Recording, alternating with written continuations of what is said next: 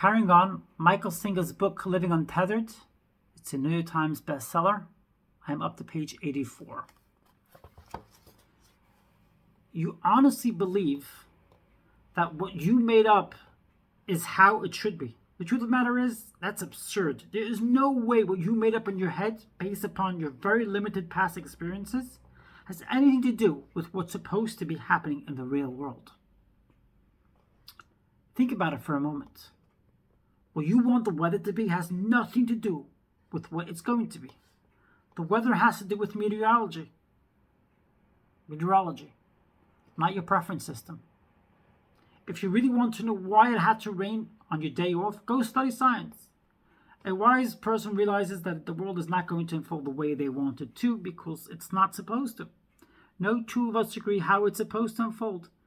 Yet there's only one world out there. We best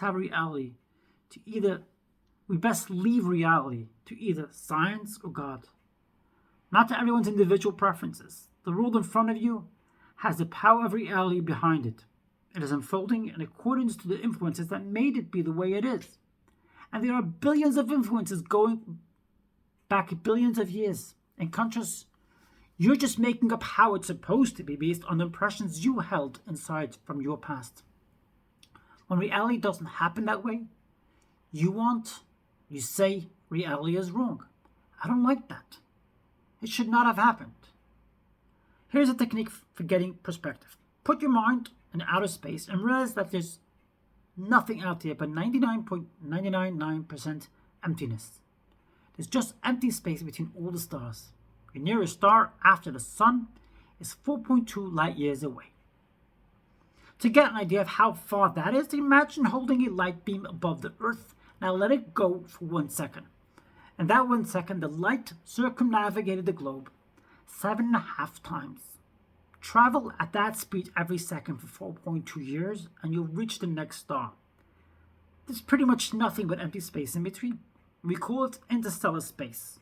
That's how it is between all the stars, all over the universe. How would you like to be out there and see nothing? Because that's what 99.999% of the universe is. What you get every day is a miracle. There are colors, shapes, and sounds, along with all the amazing experiences you're given with each passing moment. Yet all you do is say, no, it's not what I want. Of course it's not what you want. That's not the point. Instead of comparing the moment in front of you against the preferences you built up inside your mind, why don't you compare it against nothing? Since that's what makes up 99.999% of the universe. If you do this, you'll find yourself being thankful that you get to have your daily experiences. They are certainly better than empty space. That's how a wise person lives. The alternative is to suffer because things are not the way you want. Previously, we discussed Buddha's first noble truth. All of life is suffering. Now we get to the second noble truth. The cause of suffering is desire. In other words, the cause of suffering is preference. Deciding how you want things to be and getting upset when they're not that way. Not surprisingly, it turns out Buddha was right. Events don't cause mental or emotional suffering. You cause yourself mental and emotional suffering about the events. If you are not doing that, things are the way they are. Always remember, it took 13.8 billion years of everything unfolding exactly as it did for the moment in front of you to be the way it is. A perfect example of how we cause ourselves mental suffering is how we view our bodies. When you're young, you look a certain way. You get older, and you look another way. What's wrong with that? It's just miraculous. You watch your body change all by itself. That is a natural process, and it should not cause suffering. Likewise, in this life you go through many different experiences. They should not cause suffering. Experiences are not suffering. They are experiences. But if you decide how you want them to be, and they're not that way, then you suffer. Suffering is caused by the contrast between what you mentally decided you wanted and the reality unfolding in front of you. To whatever degree they don't match, you suffer. What we're exploring here is deeper than most people want to go, but it is the truth. You have set up in your mind what you like and what you don't like based on your past impressions. Now you honestly believe the world should be that way. Obviously, that's not a belief founded in reality. As long as you do that, you're going to have a very hard time in life. We now have a pretty clear view of the personal mind. We have seen that the first layer of mind is the one that receives the senses. The second layer is the samskaras we did not let pass through as life flowed into us. Based on this information, we built very personal thought patterns of like and dislike and how to get life to unfold the way we want. These impressions of what we liked and disliked are so powerful that our consciousness becomes completely absorbed in the model of life they generate. In fact, we focus on it so completely that it forms our self-concept. I am the one who likes this, doesn't like that, and I'm dead serious about getting what I want. We are so distracted by this model that we're not even aware of being back there watching all this. But we are. How else would we know it's going on? Chapter 18, Wilful and Automatic Thoughts. You're in there, and you have the ability to create a thought. Right now, say hello inside your head. Say it over and over again. It's doing it, isn't it? If you had not purposely said that word, it would not have been in your mind, would it? You clearly have the ability to willfully make your mind create thoughts. In general, there are two very distinct types of thoughts, willful and automatic. The first one we'll explore, as its name indicates, it is a thought that you willfully create. You can willfully create thoughts in two different ways. You can create auditory thoughts through the voice inside your head talking to you saying hello. Or you can create visualization of your mind. For example, right now, visualize a boat. Do you see it in your mind? Now visualize a bigger boat and an even bigger one. See the Queen Mary in there.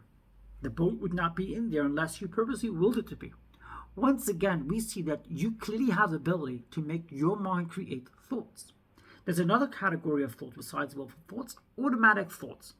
These are the thoughts you did not purposely decide to create. They just pop into your mind on their own. You may pay attention to them once they're there, but you did not willfully decide to create them like you did with the boat. The vast majority of your thoughts are automatically generated. You're driving down the street, enjoying your day, and your mind starts creating thoughts by itself. Why did I have to say those things? If I hadn't said them, we might still be together. Well, that's unlikely. We were having problems before that. You're not willfully making your mind create these thoughts. This is that voice inside your head talking on its own. If you doubt that it's happening by itself, try stopping it for any length of time. The mind's stream of thoughts will return in no time. Let's say somebody was supposed to call you at 3 o'clock and by 3:30 still haven't called. What happens during those 30 minutes? Your mind creates thoughts by itself. You're not willfully deciding, I want to worry about this. Okay, mind, start creating worrisome thoughts. Did he have an accident or is he standing me up? You're not doing that. Your mind is doing it all by itself. You're not even meaningful. They're not even meaningful thoughts. They're destructive thoughts. They're running your 30 minutes. They're ruining your 30 minutes. The question becomes, if you're going to end up waiting 30 minutes for the person to call, why do you want to make yourself miserable? Well, technically you're not. Your mind is doing it for you. If you pay attention, you will see that the mind creates most thoughts on its own. They go on all the time. Just watch yourself in the shower. Watch yourself when you're driving. Watch yourself whenever you take a break from work. You'll see the mind is constantly creating thoughts. Even when someone is talking to you, the words may be coming in through your senses, but you're not totally listening to them. You're also listening to your mind's reaction to what's being said. You're thinking, I don't agree with that. I would never do it that way. Your mind just made the discussion all about you instead of what the person is saying. If you watch those automatically generated thoughts, you'll see they range anywhere from funny to frightening. Regardless, it is too smart to have all that noise going on inside your head all the time. Regardless, is it too smart? Regardless, is it so smart to have all that noise going on inside your head all the time? If you bother to pay attention to it, you're going to find out that it's not. Where do these thoughts come from? Why does the mind create thoughts by itself without you willfully doing it?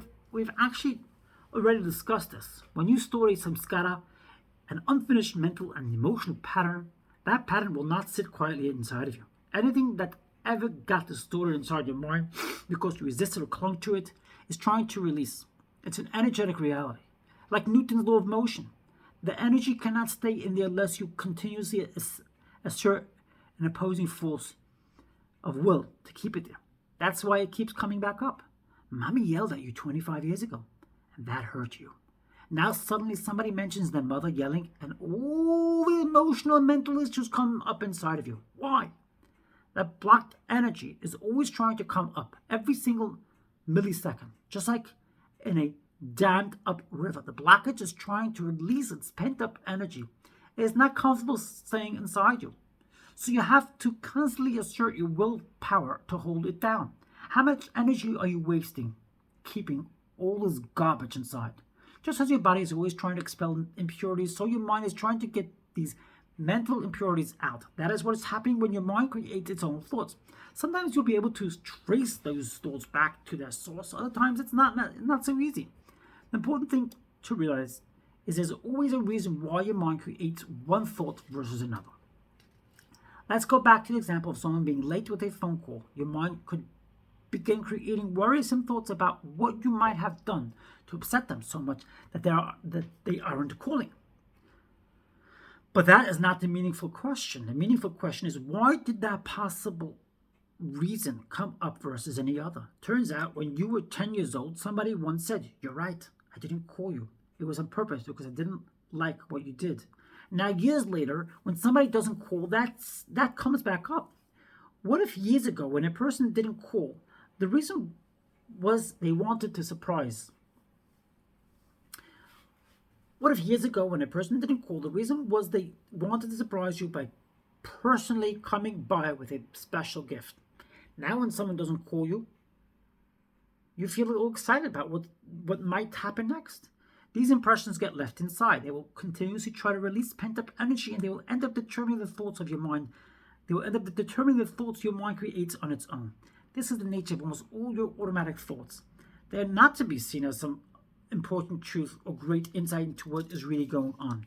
They are simply your mind attempting to cleanse the patterns you have stored in there. Chapter 19, Dreams and the Subconscious. Chapter 19, Dreams and the Subconscious. To get a better understanding of how stored mental energies get released, let's turn to a favorite topic of psychology, dreams. What are dreams? The traditional Freudian concept of dreams is that some events happening outside leave unfinished impressions in the mind. A little boy wants a bicycle but doesn't get one. He goes to sleep and dreams he's got a bicycle. The original bicycle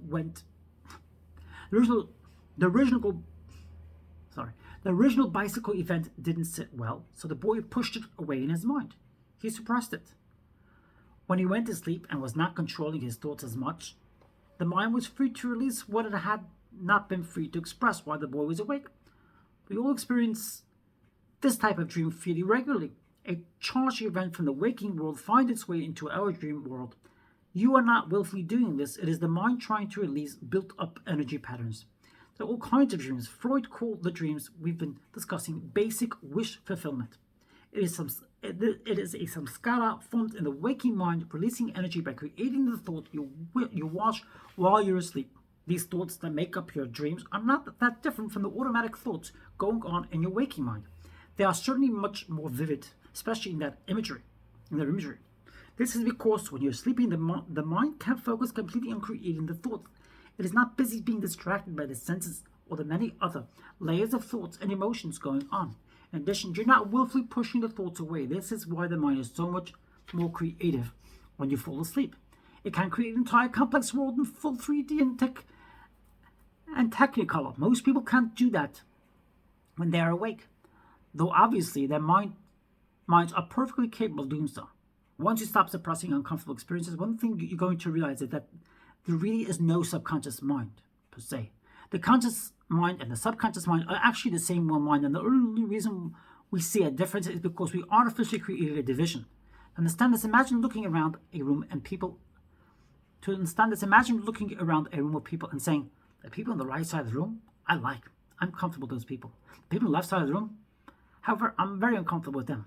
Having stated this, imagine you never again look at the left side of the room because it makes you feel uncomfortable. What you just done is separated the room into the part you're comfortable with and the part you don't want anything to do with.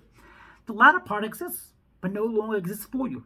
That is exactly what you've done to create the subconscious mind. The part of your mind you're not willing to look at is what we call the subconscious. Fortunately, these artificially divided parts of your mind will emerge once you stop suppressing. You'll get the rest of your mind back, and you'll be able to use its full power. Imagine how much mental power you waste by pushing all that mess into the subconscious. Then you have to keep it down there for the rest of your life. It's really amazing what a mess we can make. It's really amazing what a mess we make because we can't handle the moments passing in front of us. The thoughts we push down into the subconscious play a role in both our waking and dreaming states. The reason your mind is creating your automatically generated dream thoughts is the same reason your mind creates your automatically generated waking thoughts. In both cases, you are not willfully creating this mental activity. It is happening on its own as part of the mind's attempt to release blocked energies. The common thread between your waking and dreaming states is that it's the same consciousness that is aware of both. You who is watching the dream is the same you who watches your waking thoughts and experiences the outside world. This is why when you wake up, you can't say, "What a dream I had." How do you know? You know because you were there, the same you who is aware while you're awake. Interestingly, because it is the same you, there can be a lot of spiritual growth in dreams. Mahar Baba, another great yoga master, said that you can work off karma in your dreams. He said that by going through an experience in your dreams, it is actually beneficial to your spiritual evolution. You're at least allowing some blocked energy to release that you didn't allow while you were awake, and that is healthy. There's a great deal we can learn about ourselves from the dream state. If what you stored in the subconscious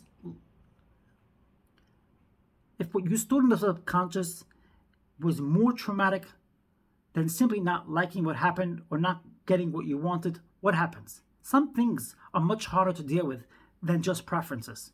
There are some skaras that are so deep they can't even come up in a dream. If they tried to release, you would awake from a nightmare in a very disturbed state. In other words, your subconscious isn't able to experience the event even when it manifests in a dream. You resist and become so uncomfortable about it that you wake up. So how does this energy release? Unfinished energy stored in your mind is always trying to release at one level or another. If the release would wake you from a dream, your mind all by itself symbolizes what it's trying to express. Instead of dreaming about the car accident that killed your younger brother, you dream that there are birds flying high overhead and an eagle swoops down and takes one of the small birds away. You're willing to watch that, but you're not willing to watch a car accident with someone you love dying. This is all very real. Your mind is doing you a favor. Your brilliant mind did that in an attempt to stay healthy and release at least some of the pent-up energy. That's what the symbology of dreams is about. It's truly amazing how brilliant your mind is when left to its own resourcefulness. Just as your body is always trying to heal itself, so your mind is always trying to release these impurities that are stuck in there. Chapter 20, Waking Dreams. At this point, you can certainly appreciate the tremendous power of your mind, especially in regard to creating dreams on its own. Creating dreams is not a willful act. Your mind has the power to do it by itself. But as you've seen, your dreams are not the only mental objects that your mind creates automatically. The voice inside your head that talks all day is the exact same expressive power of mind that creates your dreams. It would not be incorrect to call that dialogue in your head your waking dreams. Every personal thing that the voice says is because of the samskaras you have stored inside. Your mind is trying to release those blockages during the day while you're still awake. For example, you see somebody running and that voice says inside, "I wonder what he did wrong. It's like my brother when he ran away. What is this guy running away from?" The problem is that this current situation has nothing to do with your brother, and this person could be running for exercise. Your mind is using this opportunity to release energies that are pent up inside. That's why so much of the mind's dialogue is negative. The vast majority of energy you have stored inside is because of things you didn't like. When subsequent events happen that stimulate these negative samskaras, the new events are automatically expressed as negative. In essence, the negative keeps compounding. If you really want to see how your preferences manage to make life a negative experience, go build a house and decide to paint the kitchen walls white. Do you know there are more than 50 shades of white? Just wait until you try to pick which white you want. In other words, there is only one tiny window of color choice that will align with your preferences and make you happy. All the rest will get you upset.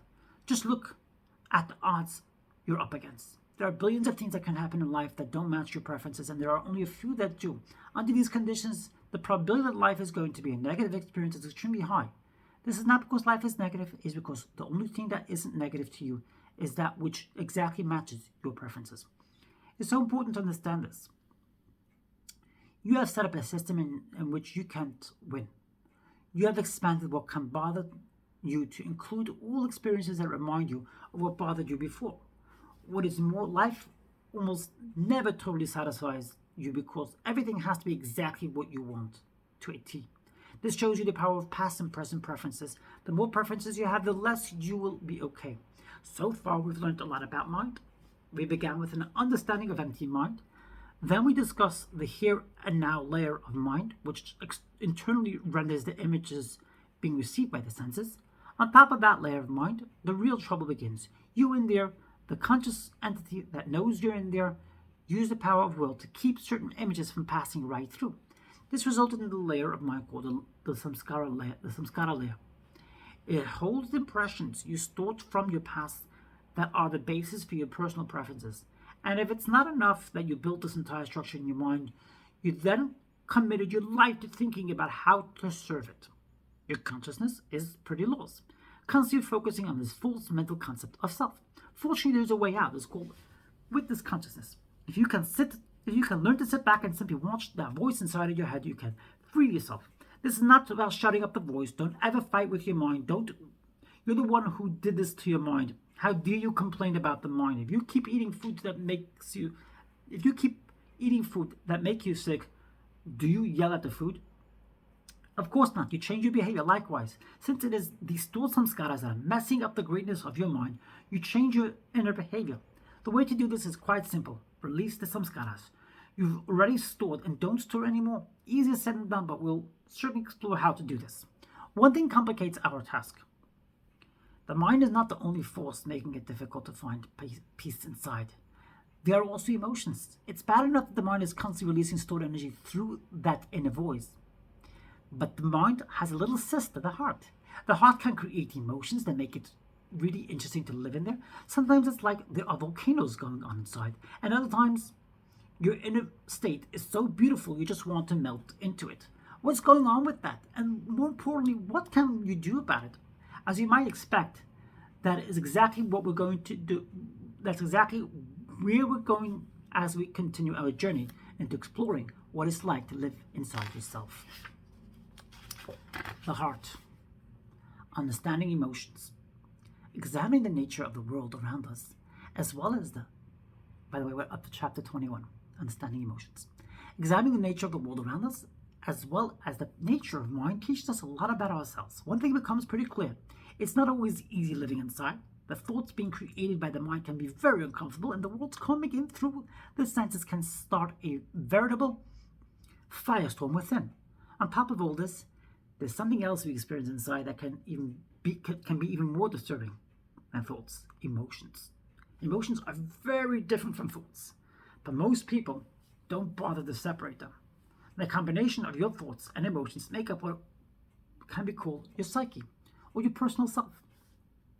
The psyche is completely distinct from your physical body. The psyche is the non-physical world going on inside you. Clearly seeing the difference between your thoughts and your emotions is very important. If you were asked to point to your thoughts, you would not point to your toes. You'd point to the area around your head. This is because thoughts are generated in the mind, which is associated with the brain. On the other hand, if you're asked to point to where your emotions love, I'll say that again.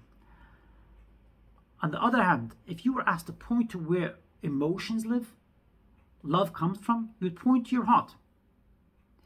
That's why Valentine cards have hearts in them and not toes. We associate the emotion of love with our heart. That is understandable because the emotions are generated by the heart, not just nice emotions, all emotions. If someone does something that hurts you or makes you jealous, you feel the pain or turmoil in your heart. If you get inspired at work, you can put your whole heart into the project.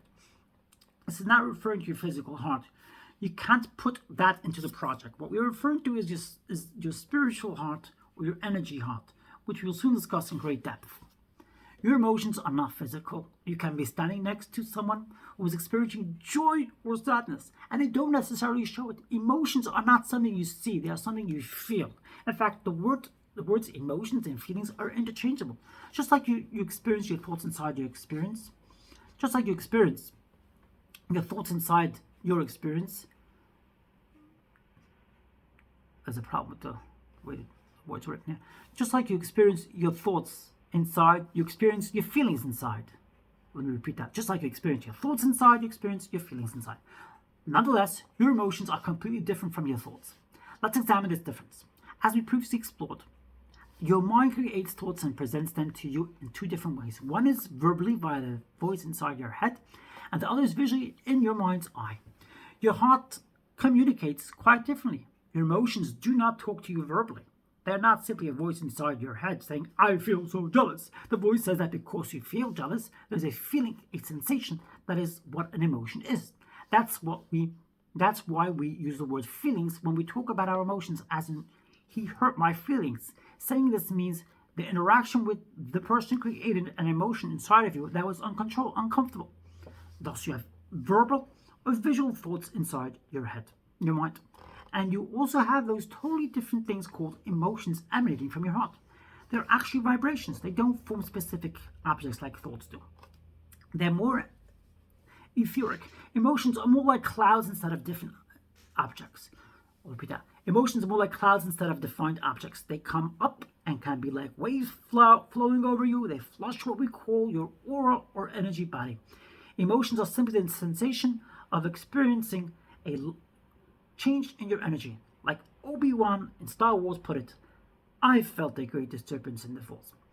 You are always having inner feelings, but you don't notice them until they change. Notice that you only talk about emotions when they go to the extremes. It hurt me tremendously. I can't believe how you hurt me. Or I felt so much love. It was the most beautiful feeling I ever had. These are examples of extremes in your emotions, and they catch your attention. You probably don't notice it, but you have a normal state of emotional energy flowing through your heart all day. When it drops out, you notice the change and say, my heart fell out from under me. I lost my strength. Your heart can fall out from under you when fear takes over. Something happens and the energy just drops. In contrast, you can say, my heart has wings. All of a sudden, the emotional energy in your heart rises up and inspires you. These are changes from the steady state of emotional energy that normally flows through your heart. As you get more and more in tune with your emotions, you'll notice that like emotions are almost always there. Just as with thoughts, the questions become, who is it that feels these emotional shifts? How do you know you feel anger? How do you know you feel love? You know because you're in there. You are aware of what's going on in there. That clarity is very deep spiritually. You have been so concerned about the emotions themselves, you didn't realize you are the one in there experiencing them. The goal of this journey we are taking together is not to change your thoughts or emotions. It is for you to stay seated in the seat of self while accepting these different shifts that are taking place. From this vantage point, the emotions can change From this vantage point, the emotions can change. You can notice them changing, but you don't go anywhere. You remain the one who notices the emotions, hears the thoughts, and looks out through the eyes. Who is this one? This is what our journey is about. There's no spirituality anywhere except in the seat of self. Spirituality is about spirit, and the seat of self is spirit. When you sit back in the seat of witness consciousness, it does not require a willful process of watching your emotions. Instead, it's the simple awareness of what is going on in there. It doesn't take will or effort to do this. You are simply aware that you hear or see your thoughts and that you feel your emotions. If you pay attention, you'll notice emotions can be like the sensation of wind flowing over you. Wind can be very comfortable like a gentle breeze, or wind can be frightening like a 100-mile-per-hour hurricane blowing in your face. Surely you have noticed that emotions can be like this. It doesn't take effort to notice them, but it can take effort to handle what you notice. Emotions are very sensitive vibrations emanating from the heart, and as such they can shift very easily. The heart is much more sensitive than the wind, and we have much less control over it. Without question, when your heart emanates a particular vibration of energy, your mind will start talking accordingly. It's very much like a freshwater spring. If you drive down to the source of the spring, there's going to be water bubbling up from the opening. When that water hits the surface, it creates ripples and all kinds of patterns. the activity on the surface is very different from what emanates at the soul. So it is with your heart. Your heart is releasing energy of a given vibration. So it is with your heart. Your heart is releasing energy of a given vibration rate, and this vibration rises into your mind automatically. You don't have to first notice that you feel jealous and then decide you had better think about it. What's going on in the heart ends up in the mind as thoughts. The samskaras you stored are trying to release their energy from the heart, and that is causing the mind to get active. The root of the samskaras are stored in your heart. That is where the patterns you shoved out of your mind went. They did not dissipate. They went down further into the source of your energy flow, which is in your heart. Very few people understand their heart. Many intellectuals just want to keep it suppressed because it is much too sensitive and reactive. They should rather live in the mind because they have more control there. Somebody hurts you, you feel uncomfortable emotion, and you go right to the mind and rationalize it away. He didn't mean it. It's okay. Don't take it so personally. That's if you're being positive. Otherwise, the negative mind starts in. I'm not going to put up with this. Nobody's going to talk to me that way. Who do they think they are? Either way, your mind is telling you. Either way, your mind is telling your heart, it's okay. I'll take care of it.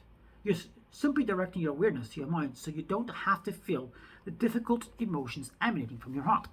Notice that consciousness can focus fully on the heart, fully on the mind, or it can divide its awareness between the two. When emotions are extremely pleasant, you may have a tendency to behave irrationally because you don't want to shift awareness from the beauty of your heart to the rational mind. On the other hand, when emotions are unpleasant, you may try to change it in experience by letting your thoughts distract you from what's happening in the heart. The mind becomes a place the soul goes to hide from. The heart. To transcend this tendency to hide in either your heart or your mind, simply realize that it's always the same conscious awareness experiencing what is going on inside. Chapter 22, Why the Heart Opens and Closes. We're on page 105. If you want to know your heart, first and foremost, understand that you are not your heart. You are the experience of your heart. You are the consciousness that is aware when emotions are taking place. When love shoots up inside of you and you say you're in love, what you really mean is that you feel love coming up from your heart and bathing you. You're floating in the ocean of love, but you're not the love you feel. You are the experiencer of the love you feel. Note that so far we haven't considered the role of another person in this love experience. This is because what's actually happening when you begin to feel love is your heart is opening and emanating a beautiful flow of energy. This should drive you to say, I love love. But instead you say, I love you. That is your first clue into the role of another person in your experience of love. As long as the other person's presence helps your heart open, you feel love for them. If the presence stops opening your heart, you start looking elsewhere. This is why human relationships are so difficult. We project the source of love outside instead of realizing it is always inside. The actual flow of love has to do with you and your heart. It has nothing to do with anybody else. It has an energy flow coming through your heart that you experience inside. Undoubtedly, certain people or circumstances can cause your heart to open or close, but the action of opening and closing is something your heart is doing, not the other person. By the time we're done with this discussion, you will understand why this happens. For now, let's look at what happens if we don't understand that love is a totally an experience, and we project that experience onto someone else. The moment we project the source of love outside ourselves, everything becomes personal. We tend to become possessive, and that is only natural. We want to feel love and have projected the experience onto another person.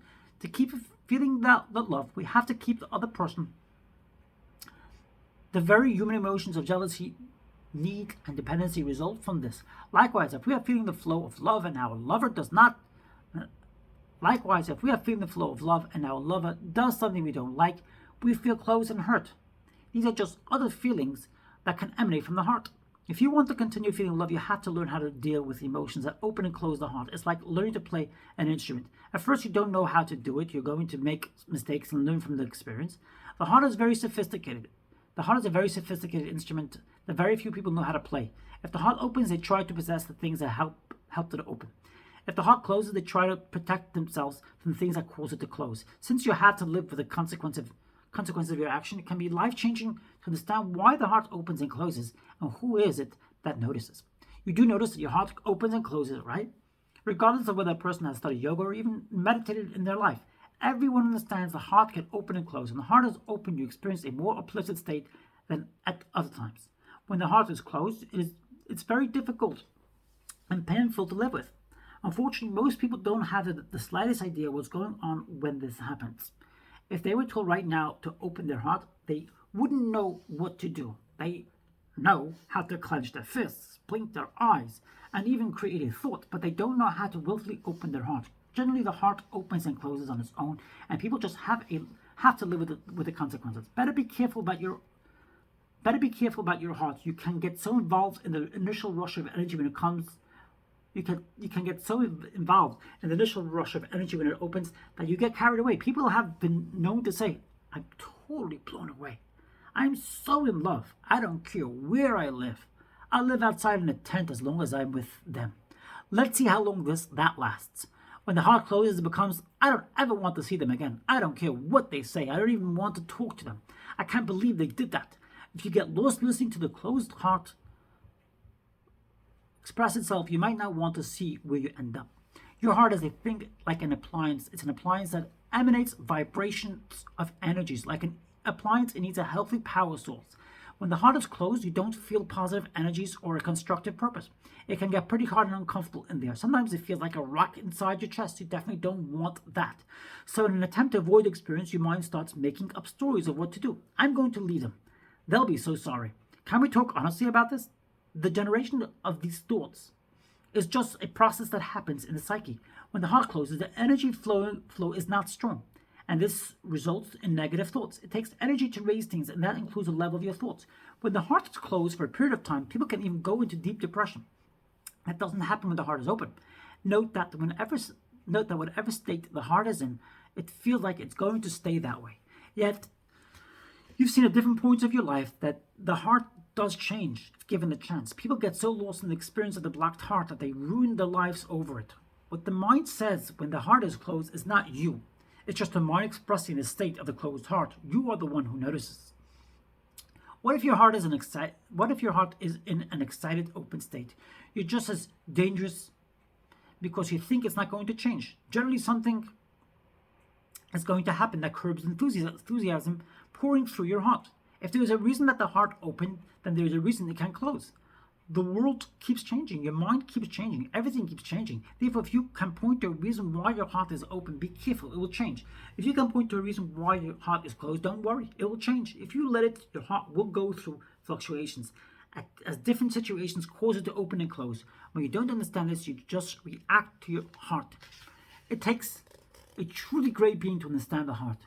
This is because they have spent years objectively observing the heart's behavior rather than running after what it wants, or running away from what it doesn't want.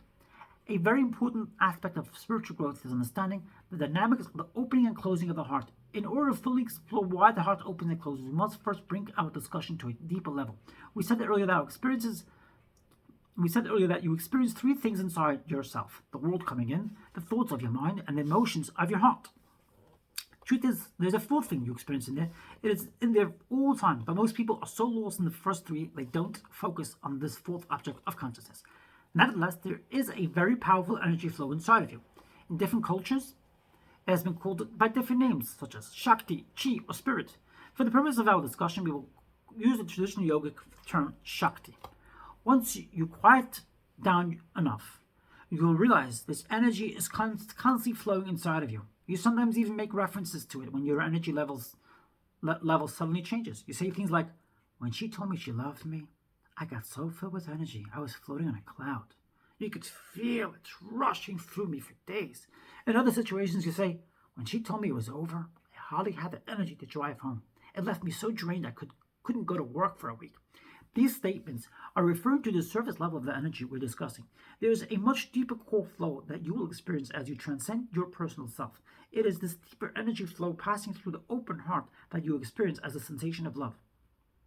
Because the energy can only go as high as you let it, this beautiful love experience does not happen that often for most people. Nevertheless, there is almost always some energy flowing through your heart, creating your normal emotional state. The reason the energy flowing through the heart fluctuates so much is because of the samskaras you stored inside. You inwardly shoved away the experiences you didn't like having and clung to the ones you did. These unfinished energy patterns are real, and they act as blockages to your inner energy flow. When your energy tries to flow up, and it is always trying to flow up, it cannot because it hits these blockages.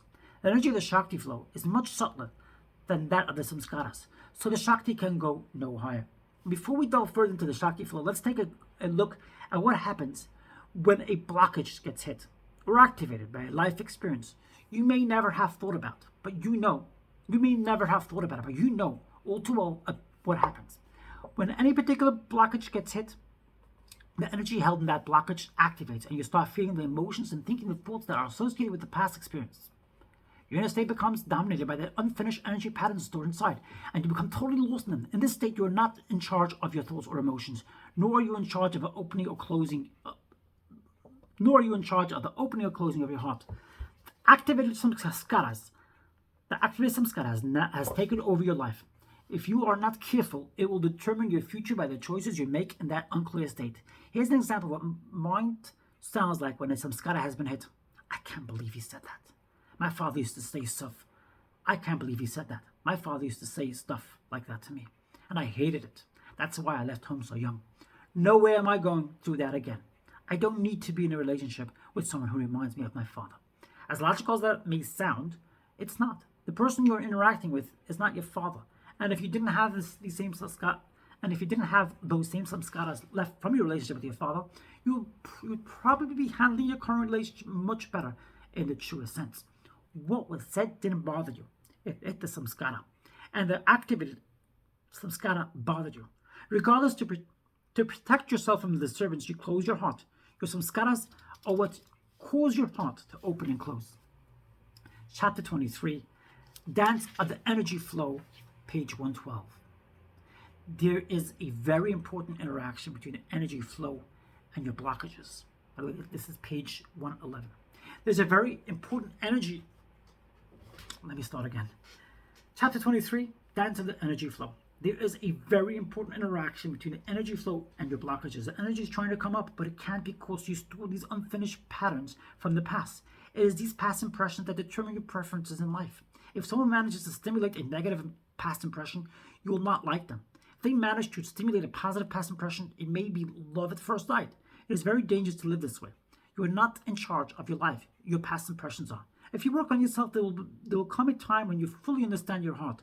When you have let go of enough blocked energy patterns, you will begin to experience so much energy flowing inside that you will understand firsthand what the Bible means by out of his heart will flow rivers of living water. John 7:38 and KIV. There will be a constant upward flow of energy coursing through your entire system. When you get really open, it will flow out various energy centers like your heart, the point between your eyebrows and the palms of your hand. You will become a being of light, a being of energy that is, when the energy is free to flow, when it is not obstructed by these personal blockages. We're going to discuss this in later chapters, but mentioning it now allows you to understand why your heart opens and closes in certain situations. The reason should be obvious by now. The state of your heart is dependent upon what samskaras are being activated at any given time. Whenever you shove an obstacle into an energy flow, it will create a disturbance in the flow. It is these disturbances that you experience as emotions. Let's say you were very open and feeling a clean flow of love through your heart. Then your lover said something you took offense to, and you resisted. Your heart will no longer feel love. Instead, it will feel anger, fear, jealousy. These disturbing energy patterns are the direct result of you shoving a blockage into your heart's energy flow. All these emotions are the same energy manifesting differently depending upon the nature of the blockages being hit. It is interesting that we choose to give names to these disturbances, just look at all the names we give to our different emotions. So far, we've discussed the energy flow hitting just one blockage at a time. The more blockages there are, the more complicated disturbances will become. Eventually, disturbances will start to hit each other and create very complex patterns of energy. This is what it's like to live inside ourselves. This is why emotions are so powerful and often complex. You can have a love versus hate relationship with something because you have patterns inside that can generate different energy flows at different times. Whatever samskara is most activated at any given time will determine what is affecting your energy flow the most.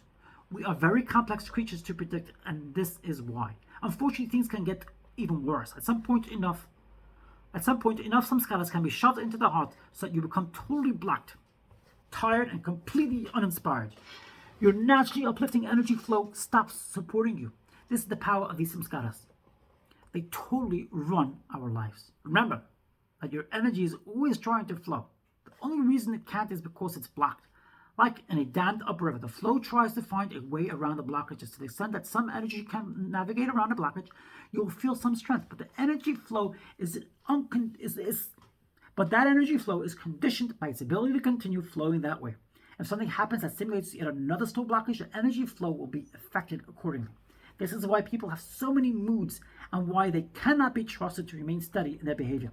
By the time the energy flow manages to find a narrow pathway around all that stuff we have stored inside, we become very narrow-minded about how the world needs to be to support that flow.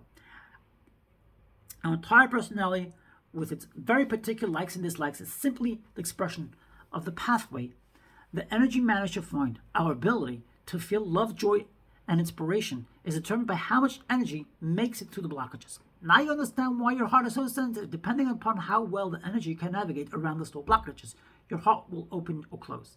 Pay attention to this. Otherwise, you're going to let the opening and closing of your heart run. Run your life. If you're talking to someone and they start discussing a subject that you have blockages about, your heart may start to close. And if your reaction is to walk away and avoid that person in the future, the blockages are running your life. Similarly, if someone starts talking to you about a project that opens you up, all of a sudden they're your best buddy and you want to hang out with them more. Letting the opening and closing of your heart run your life is certainly not spiritual. You're not being true to yourself. You're being true to your blockages. That's all your psyche is. Your psyche is a net result of all your blockages and how the energy manages to flow through them. As the fluctuations in the energy flow cause your heart to change, your thoughts will change. It's actually very sad because you will end up lost in there. Those stored blockages will dominate your life, and that is no way to live. You won't go anywhere meaningful. You won't go anywhere meaningful. You just go around in circles. There's no actual purpose, intent, or direction to such a life except to minimize the suffering and get a periodic rush. These samskaras are from the past. They are things that happened to you in your past that you were not able to handle. Now they are determining your present, and they will determine your future if you are not careful. We could not be discussing anything more important. These stored patterns are going to determine where you go, what inspires you, who you marry, and whether you get divorced. You're not determining your path through life. They are. Until you get very centered in witness consciousness, you're going to follow your thoughts and emotions, and they are determined by your samskaras. Surely, you've been there. All that has to happen is for the energy patterns flowing through the heart to shift, and then everything changes. Next thing you know, you're leaving your spouse or your job. These stored patterns represent the lowest part of your being.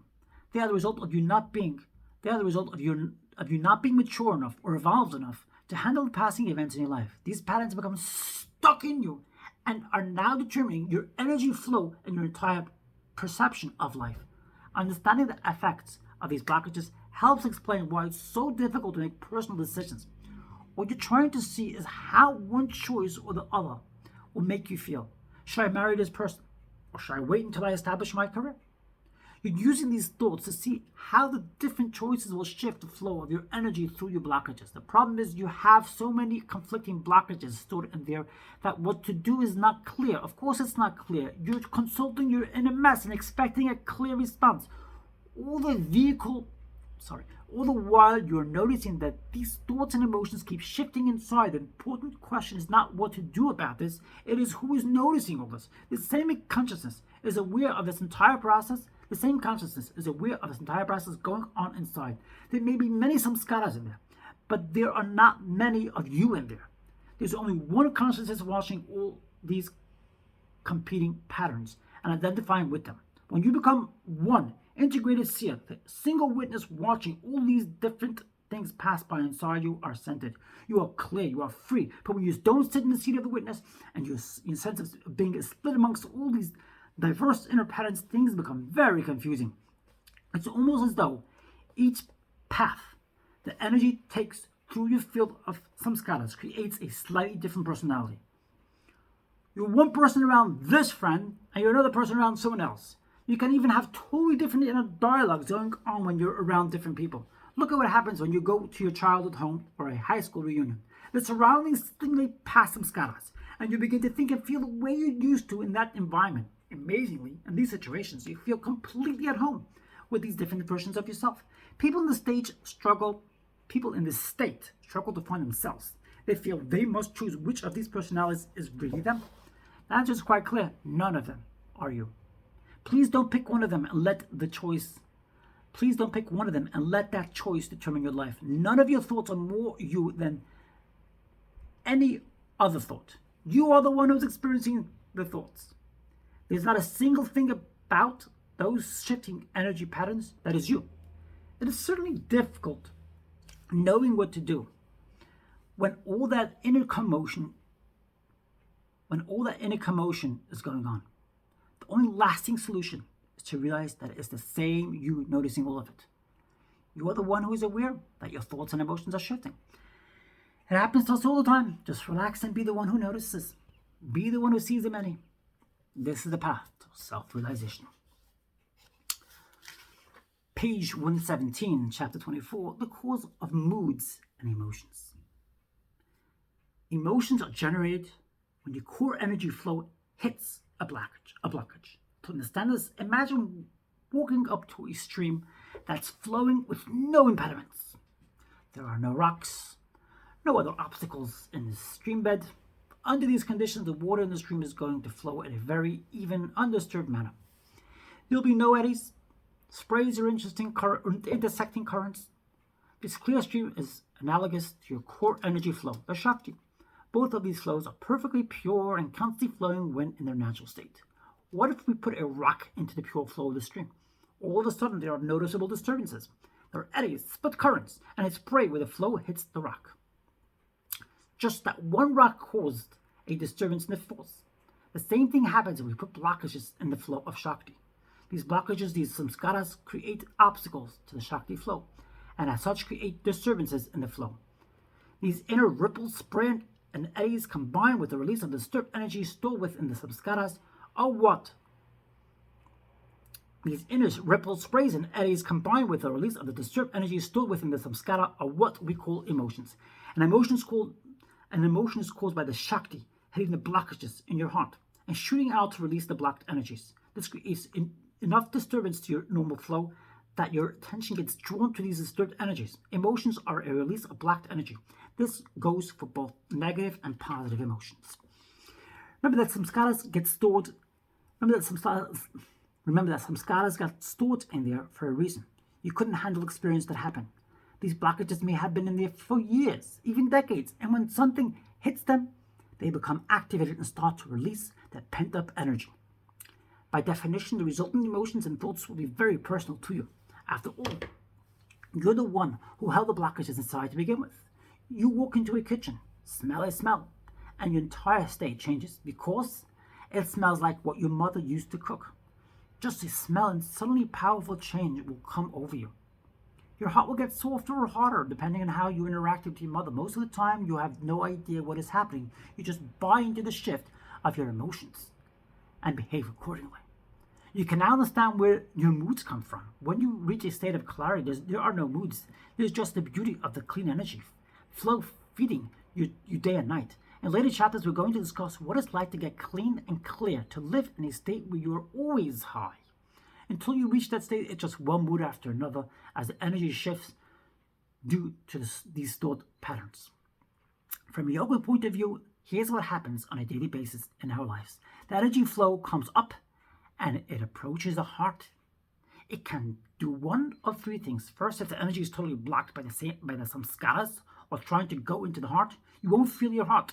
A lot of people don't feel their heart very much. They are so used to focusing on their mind and they don't notice the shifts in the heart until those shifts are too strong to ignore. Emotions are messy and much too sensitive, so people suppress them. They want to be analytical, not emotional. No one told these people that if they bother to do the work necessary to clean out the heart, the increased energy flow coming into the mind will result in more inspiration, more creativity, and more intuitive brilliance. A second thing can happen with energy coming into the heart. It can make it in and begin hitting the blockages stored there. This tends to make you moody and more sensitive to what is going on around you. Every once in a while, however, things will line up just right, and your heart will get quiet. Somebody's in front of you, and somebody is in front of you, and somehow the way they look, the way they talk, or something else about them stimulates and rearranges your samskaras just right. Her hair looks like my sister's hair, and I really got along with my sister. Look at those glasses. They're just like the ones my favorite actress wore in my favorite movie of all time. This is definitely my kind of person. The next thing you know, you're saying out loud, people told me nice things about you, and I was really excited to meet you. Now that I see you, it's way beyond anything I expected. So it begins love at first sight. The words are right, the hair is right, the glasses are right, everything is opening you. You don't have to do anything. It's all happening by itself. The stimuli coming in through your senses are rearranging the samskaras just right to create an opening for the energy to come up. As the energy comes up into the heart, it has the opportunity to flow out and connect with what caused it to open. Now we're talking about a very personal and sensitive subject. Have you ever felt the energy start to flow out of your heart? Have you ever felt your heart connect with another person? It's as if there were an energy flow tying two hearts together. It's as if there were an energy flow tying the two hearts together. People who are in love can just sit together, not even talking, while that beautiful connected flow is happening. It's almost as if nothing in the world is as beautiful as that sensation of energy pouring out through the heart and connecting with someone. From a yogic point of view, what you are experiencing is Shakti, pouring out the fourth energy center, the heart chakra of your energy system. Though this heart center is really beautiful, it's actually not so high, since there are 7 such chakras that control your inner energy flow. The yogi understands that if all the energy goes out through the heart center, it will not have the power to reach the higher centers. What you'll come to realize is that chakras are like a T-pipe fitting.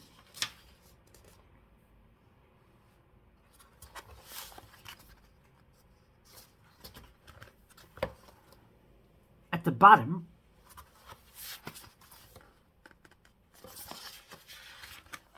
there is an entry point for the energy, and it could be open or blocked. If it is blocked, no energy will enter the center. If it is open, the energy will come up into the center and attempt to flow right through. Should the upper pathway be blocked, however, the energy will flow out horizontally and connect with whatever stimulated the opening experience. Now, as human beings, we really like that experience of energy flowing out through the heart. In fact, we don't call it like, we call it love. The experience is human love. And don't worry, spiritually has no intention of taking this away from you. It's beautiful. Just know that there is a higher expression of love. This leads us to the third thing that can happen when the energy rises up towards the heart.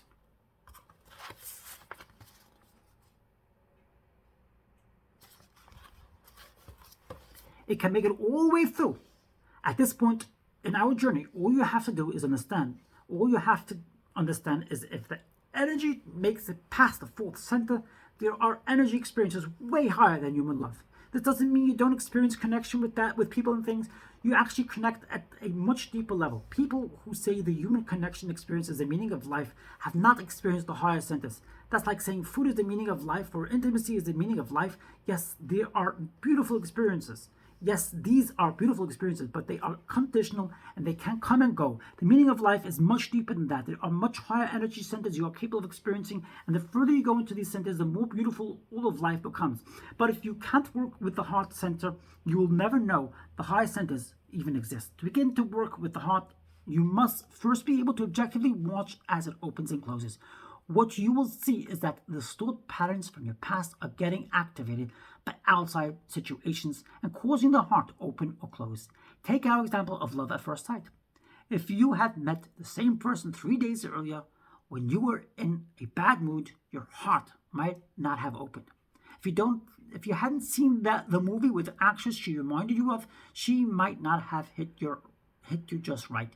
The bottom line is that you have blockages stored inside, and they're going to determine your level of openness in any given situation. All it takes is one word said in just the right way and the heart will open. Likewise, all it takes is one word said in just the wrong way and the heart will close. We all have different samskaras and we are taking on new ones all the time. That is why what turns one person on turns another person off. It is also why the heart behaves differently for the same person at different times. It's hard to believe that our mood attractions and repulsions are so dependent on our past, but it's true. In our normal state, we're not paying any attention to what's going on. We're just being tossed around by it. Page 123, chapter 25, The Secret of the Heart. We are now ready to go deeper into the secrets of the heart. From our early explorations, you recognize that the energy can flow out for a while and create the sensations of love. You also understand that since the opening of the heart is conditional upon the state of blockages, the energy flow itself is conditional and generally will not last. Yet it is possible to experience great love all the time. All it requires is a willingness to work on yourself to remove the reason your heart tends to close. For example, imagine somebody dies who means a great deal to you. Your spouse can't go to a funeral with you because of some important work. You may deeply resent that. In fact, if you're not careful, you may resent that for the rest of your life. You're playing with fire when you play with these blockages. You may lay the groundwork that will eventually diminish, or worse yet, destroy your relationship with your significant other. This is not a game. Playing with samskaras is a serious business, and it has serious consequences. If you want love to last, learn to handle these situations better. This is a secret of the heart that is best to remember. Another very important thing to understand about the outward flow of energy through the heart is that it literally makes a connection with the other person. The connection is real, and you become attached as the energy is exchanged between you. This is not physical. This is not a physical attachment to one another. This is a reliance on the energy flowing between your heart that is feeding you both energetically. Let's look at this detail. Your heart was closed because your stored patterns from your past were blocking the energy flow. Someone shows up whose qualities and characteristics hit you just right, so the energy finds a path around one of your blockages. The blockage is not gone, but a pathway is opened up, allowing the energy to flow out through the heart. The energy goes out toward the other person, and the other person's energy goes out toward you. With the help of another person, you have managed to experience what you would be experiencing if the original blockage was not there. Perhaps you used to think people didn't like you, and that you were not very attractive. Someone shows up who always admires you and looks at you with tremendous love and makes you feel so comfortable that you melt in their gaze. It's unbelievable. You don't feel that weirdness you used to feel all the time. Suddenly, this is really beautiful. Unfortunately, some samskara that was blocking your energy flow is still there. Energy found a way around it, but only as long as the energy exchange with this person is still working. It's like putting a jumper in an electrical circuit. You bypass the samskara, but now you are very attached to and dependent on that person. If they start to leave you, or if you even think about losing them, you will feel that original samskara again in all its glory. You feel the underlying fear and weirdness you used to feel, and it may even be stronger than before. In other words, you tie your energy flow to somebody else, and the state of your heart is now dependent upon their behavior. Surely you have noticed this pattern numerous times in your life. This is called human love. It is very beautiful, but unfortunately it is a much higher form of love that is unconditional and can last forever. The greatest secret of the heart is revealed when you get rid of the samskaras inside. The greatest secret of the heart is revealed when you get rid of the samskaras instead of finding a way around them. If you get rid of the blockages that are restricting the energy from flowing into and through your heart, you will feel love all the time. It will always be brimming through you. Once you reach that state, if you simply wave your hand in front of your heart, you will feel waves of ecstatic love pour through you. That's how easy it will be to experience love. Love will become the core of your being. Now you go share it. By all means, share the beautiful love you are feeling. You will be able to do this without attachment or need, because your love is not dependent upon anyone or anything else. You are whole and complete. You're whole and complete within yourself. We call that self-indulgence. To reach this great state, you must do the necessary work on yourself to release your samskaras, instead of constantly trying to find a way around them. You now understand much more about the inner workings of the heart. Thus far, we've focused on the energy. Thus far, we focus on how the energy can flow through the lower part of the heart, or be blocked from doing so. We can call this lower part of the heart the human heart because, depending upon how open it is, the energy flow can create an entire range of human emotions. Energy blocked in the lower part of the heart can be experienced as feelings of jealousy, insecurity, or pains of yearning. Even anger is a result of a strong energy flow hitting blockages in the heart and shooting out. On the other hand, if the heart is open enough for the energy to make it to the middle of the heart chakra where it can flow out horizontally, the energy will be experienced as human love. It's all the same energy doing this. The only difference is how it is blocked. There's another level of the heart that can be experienced when the upward energy flow is strong enough to pass through the middle of the heart without going out horizontally. The samskaras have to be thinned out enough, and the flow must be strong enough to pierce the middle section of the heart chakra. When this happens, the energy pours into the higher part of the heart and generates a permanent experience of pure love, strength, and overall well-being. Now we've moved out of the human heart and into what is truly the spiritual heart. When the Shakti flows through that higher part of the fourth chakra, you will start to feel what has been described as the presence of God. This is what the great saints experience. At this point, you no longer experience yourself as human. You experience yourself as a being of energy. You start to feel love as a natural force in the universe. It is no longer love for somebody. It is just a force of love feeding you from inside. Once you open your heart to that level, it will always be beautiful inside, as long as you choose to focus your awareness on that love instead of what is left of your lower self. We now know what it means to open your heart at every level. It means to stop closing it. Your heart's natural state is open. It's just like the water in a stream. Its natural state is to flow freely. If something's blocking the stream, don't waste your time trying to make the water flow around the blockage. Just remove it. The same is true of the flow of the Shakti through the heart. The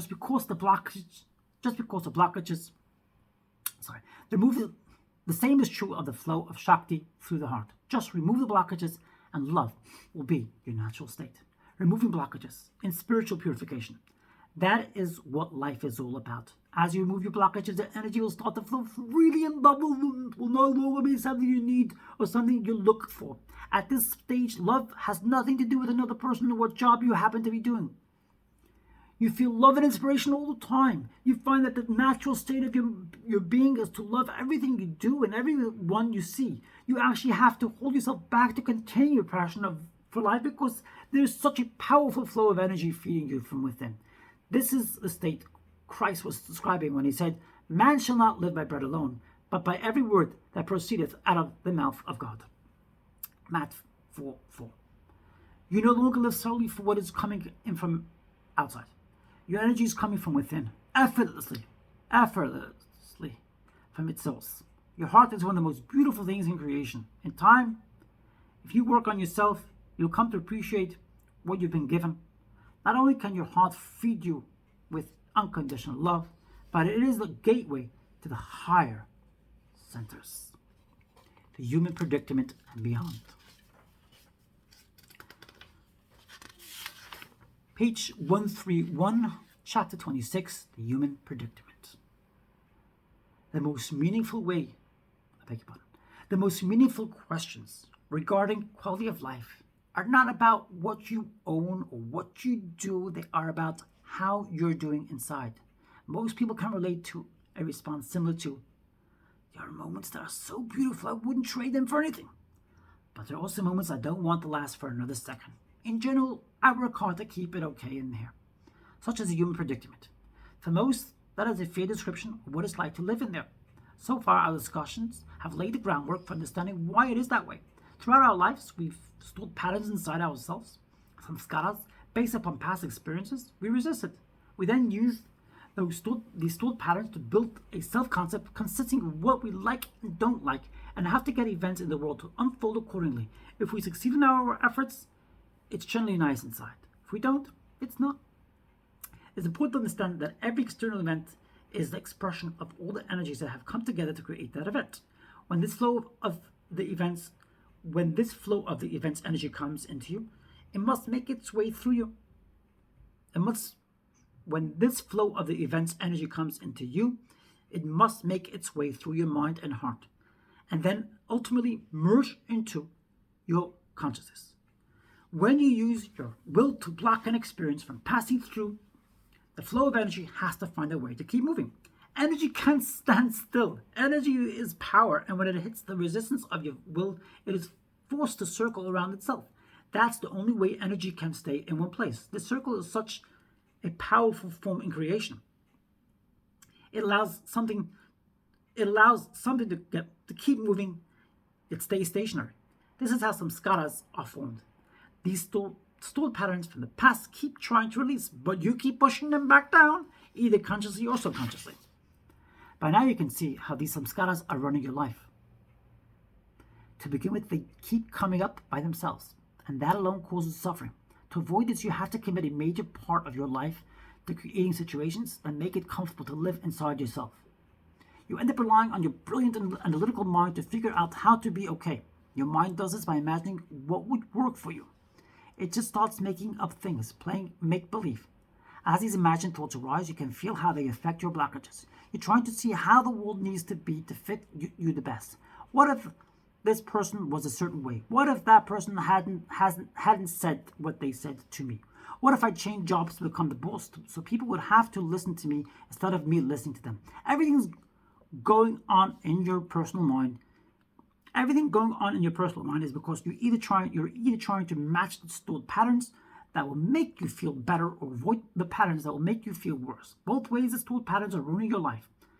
Don't feel bad about it. It's that way for pretty much everyone, and always has been. Now you now have a deeper understanding of what we'll call the predicament. You're in there. You're not okay in there. And you have developed concepts of how everything needs to be for you to be okay in there. If you are not careful, you will struggle to satisfy these needs for the rest of your life. A perfect example of this burden is the all too common practice of worrying. Why do you worry? There are only two reasons for worrying.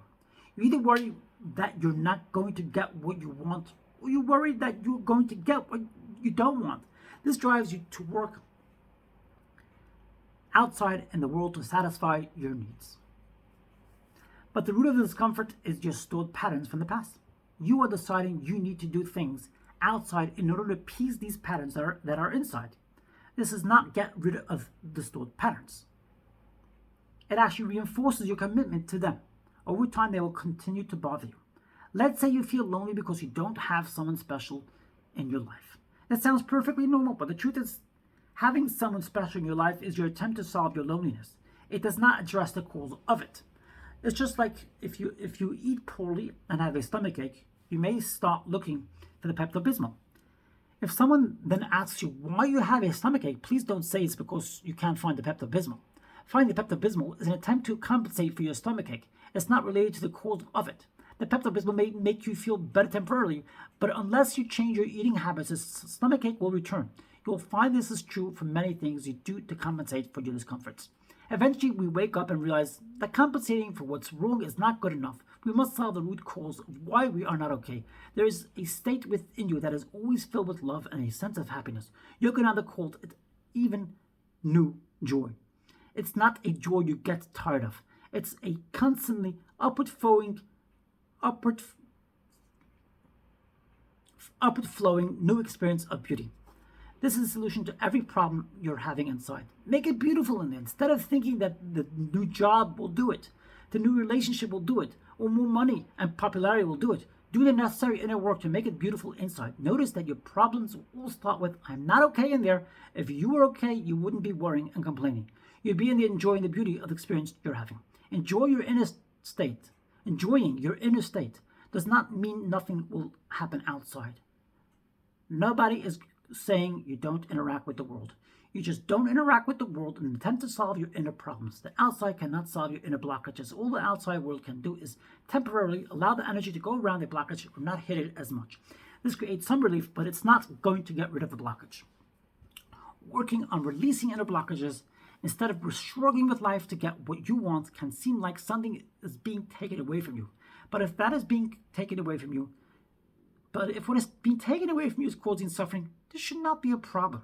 If you're eating something that makes you sick and someone wants to give you food that makes you healthy, you must first stop eating what makes you sick. This is not an act of renunciation. It's simple wisdom.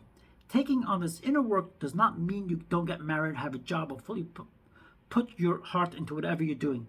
You can do all that, but not for the purpose of solving your inner problem. If you are letting the avoidance of your inner problems define what you're doing, all you're doing is expressing your inner problems inside. Say a psychologist held up a Rorschach ink blot and you got upset about what you saw in it. Is the solution to tell him to stop holding up that piece of paper? That would be ridiculous. You would not be solving anything. Yet trying to solve inner problems by rearranging the outside is exactly what everyone is doing. We are now on page 135, chapter 27, the paradigm shift. Everyone wants to improve their experience of life. People are always looking for more joy, love, inspiration, and meaning. The question is how to achieve this. Let's do an experiment. Imagine an all-powerful force has asked you to write down some things that need to happen for you to totally enjoy your life. If you're like most people, you'll write down things like a new house, a special relationship, a higher-paying job, and perhaps a year-long vacation to your favorite spots around the world. When you're done, you will be so excited to turn in that list and get your wishes granted. Unfortunately, you'll have to wait a moment because you're going to go deeper with this experiment. If you examine your list more closely, you will see that it's not what you really want. Let's say you wrote down that you want to get married to the person you love and you want a wedding in Maui with birds of paradise surrounding the ceremony. After the wedding, you want to live in a beautiful mortgage-free house overlooking the ocean and 2 fancy cars in the driveway. In the dream, it's the dream you've had since childhood. The problem is that that's not what you really want. Your mind has played a trick on you. Say you have the wedding, the house, and the cars, just like you wanted them. But your new spouse turns out to be a real jerk or treated terribly. And it's obvious right from the start that this is going to be the worst marriage in human history. On top of that, you're Catholic, so you can't get divorced. Do you still want that wedding? Unlikely. So it wasn't really the marriage you wanted. You wanted the beautiful experience that you thought the marriage was going to give you. So why didn't you ask for that? The same thing holds true for the new job, the $1 million in the bank, and the respect of other people. Fine, you can have it all. But what if it creates so much stress and worry that you're miserable? You wish you could have your old job back. You didn't really want the job, the money, or the acceptance. You wanted what you thought they would give you. You wanted happiness, joy, and a sense of total well-being. How about a constant inner state of love, beauty, and inspiration at the highest level you've ever experienced? Why didn't you ask for that? What you did was allow your strongest past experience to define what you think will make you feel happy. It doesn't work that way. There are plenty of people who have what you wrote down on your list, and they're not always happy. There's nothing you ever experienced that left you totally fulfilled for any length of time. You've always needed more. Your entire life you've been saying, if I get this thing I want, I'll be okay. And if I don't have what I want, if I don't get what I want, I'll be fine. Sorry, I didn't read that correctly, because the book has some spellings. Your entire life, you've been saying, if I get this thing I want, I'll be okay. And if I don't have if I don't get what I don't want, I won't be fine. There's a problem with the spelling there. If I get this thing I want, I'll be okay. If I don't have to get what I don't want, I'll be fine. For your whole life, there's been a list. When will you realize that doesn't work? If you've been doing something every minute of your entire life and you're still doing it, obviously it doesn't work. Why not go directly to the root of and say, what I want is to feel love and joy. What I want is every moment of every day to feel complete well-being, as high as I've ever felt before, and to be inspired by everything I do. Now there's a list. Let's turn that one in. The interesting result of your experiment is that it has led us. The interesting result of our experiment is that it has led us away from worldliness and into the sense of spirituality. Not that worldliness is a negative term. It just means you think the answer is in the world. You think the answer lies in what's unfolding in front of you. It isn't wrong to go to the world for what you think you want. It simply doesn't work.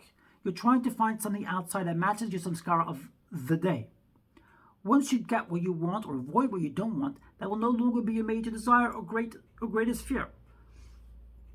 Once you get what you want or avoid what you don't want, that will no longer be your major desire or greatest fear. Once that one's out of the way, there will always be the next issue coming to the surface. Eventually you wake up, you realize that you want to feel love, not that you want to love someone or have someone love you. You just want to feel love all the time. If your love is not dependent on anything or anyone, it can last forever. We call that unconditional love. The great yoga master, Meher Baba, taught that love must spring spontaneously from within. It cannot be coerced, it cannot be dependent upon anything. That's what pure love is. Otherwise, you have a temporary situation that just happens to match your stored patterns. Unfortunately, this will not last. You've got lots of samskaras in there. In addition, if you're in a relationship, the other person has lots of patterns in their own, quite different patterns of their own, quite different from yours. This is why relationships are so complicated. Not only are each person's past samskaras different, but both people have different experiences.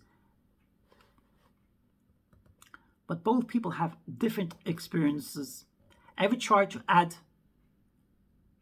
different experiences? They tried to add to the collection. If somebody yelled at your partner at work, they're different when they come home than if somebody was nice to them. You of course had your daily experiences. If your feeling of love is dependent upon your partner behaving a certain way when they come home, you're in trouble. And so are they. You have enough difficulty dealing with your own samskaras. Now you have to deal with theirs also. Don't get scared. This doesn't mean you don't have meaningful relationships. They are beautiful relationships. They can last forever. In fact, they can get more and more beautiful all the time. But they are not samskara relationships. They are not based on the world outside matching your inner patterns. They're based on unconditional love. Once love is always flowing freely inside of you, you will be pleased to share it with another person. Such love is not based on needs or expectations. It's based on pure love, wishing to express itself unconditionally. How do you reach such a state of unconditional love and well-being? Instead of trying to get the world to match your blockages, you work on letting go of the blockages. That's the secret of real spiritual growth. That is a real paradigm shift. If you don't have the samskaras, nothing will be blocking your inner energy flow. You will feel love, joy, and inspiration all the time. If you're willing to experience the moment unfolding in front of you, you will have the opportunity to be inspired by everything. The simple fact that things exist will be sufficient to move you. You only have two choices. Either you devote your life to getting the world to match your samskaras, or you devote your life to letting go of your samskaras. If you choose the latter, you don't end up with both a worldly life and a spiritual life. You end up with one life. Let's repeat that so we get it right. You only have two choices. Either you devote your life to getting the world to match your samskaras, or you devote your life to letting go of your samskaras. If you choose the latter, you don't end up with both a worldly life and a spiritual life. You end up with one life. Work, meditation, retreats, taking out the garbage, sweeping the floor, driving, showering, they're all the same. The same thing is going on in all your activities. You're letting go of your blockages. It's equally beneficial to be letting go of your blockages at work. When you're driving the kids to soccer, picking up the groceries, or doing whatever you're doing, every single moment of your life, you are either naturally enjoying what is or letting go of what's keeping you from enjoying what is. If you let go of the wants and fears that are limiting you, you will always be happy. You'll always be okay. Letting go of yourself instead of serving yourself is a real paradigm shift. Page 139, chapter 28, Working with the Heart. We interact with life every waking moment of our time on earth. If we are committed to growing spiritually, we must learn to use that interaction to clear out our blockages. This inevitably turns us to the heart since we store blockages there. As we discuss, your heart experiences myriad different emotions and feelings based on the samskaras you have accumulated. Your inability to handle the breadth of those emotions keeps you locked in the human predicament of controlling life in order to be okay. If you wish to break free and live unconditionally, you must learn to clear out your heart. The purification of your heart begins with being grateful that you have one. Your heart is like an orchestra. Have you ever watched a movie without the score? It's dead. It doesn't have any juice to it. When something happens in your life, the orchestra of your heart begins to play. It adds richness to your life by playing high notes and low notes that are generally appropriate to the events unfolding before you. Your heart is not an obstacle or punishment. Your heart is a beautiful gift. Would you rather not have one and live your life without feelings? Just as the human mind is something extraordinary that can take you beyond the limits of your senses, so the human heart is even more extraordinary. It can play notes from one end of the spectrum to another. Your heart can go from absolute ecstasy to deep pain and sorrow in a matter of seconds. It can raise you to heights where you feel like angel wings carry you to heaven, and it can bring you down to your darkest hour. Your heart is capable of doing all of that without any effort of your own. What an amazing instrument you carry inside of you. The trouble is, you're not okay with the full range of your heart. You want to control your heart so it only plays in notes you can handle. Spirituality is about learning to thank your heart for the beautiful expressions it is creating within you. Unfortunately, you're going to find out that you can't do that all the time. There are vibrations your heart is capable of making that you're not willing to experience. It's as though you are not involved enough to handle the fullness of your heart. So you resist it, just like you resist the world when it is not how you want. You resist your heart when you're not comfortable with its expressions. As you expand and grow spiritually, your range of comfort with the outside world will become wider and wider, allowing you to handle more of the moments passing before you. The same is true with your heart.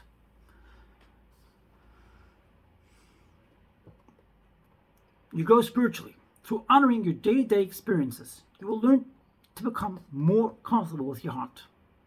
As a child, the first time you experienced fear or jealousy, you might have been overwhelmed and had difficulty holding yourself together. Over time, you became more accustomed to these emotions and at least tried to deal with them. Perhaps the best you could do at first was control your emotions and put on the outward appearance of being okay. Though that's not necessarily so healthy, it is better than losing yourself completely and letting emotions overcome you.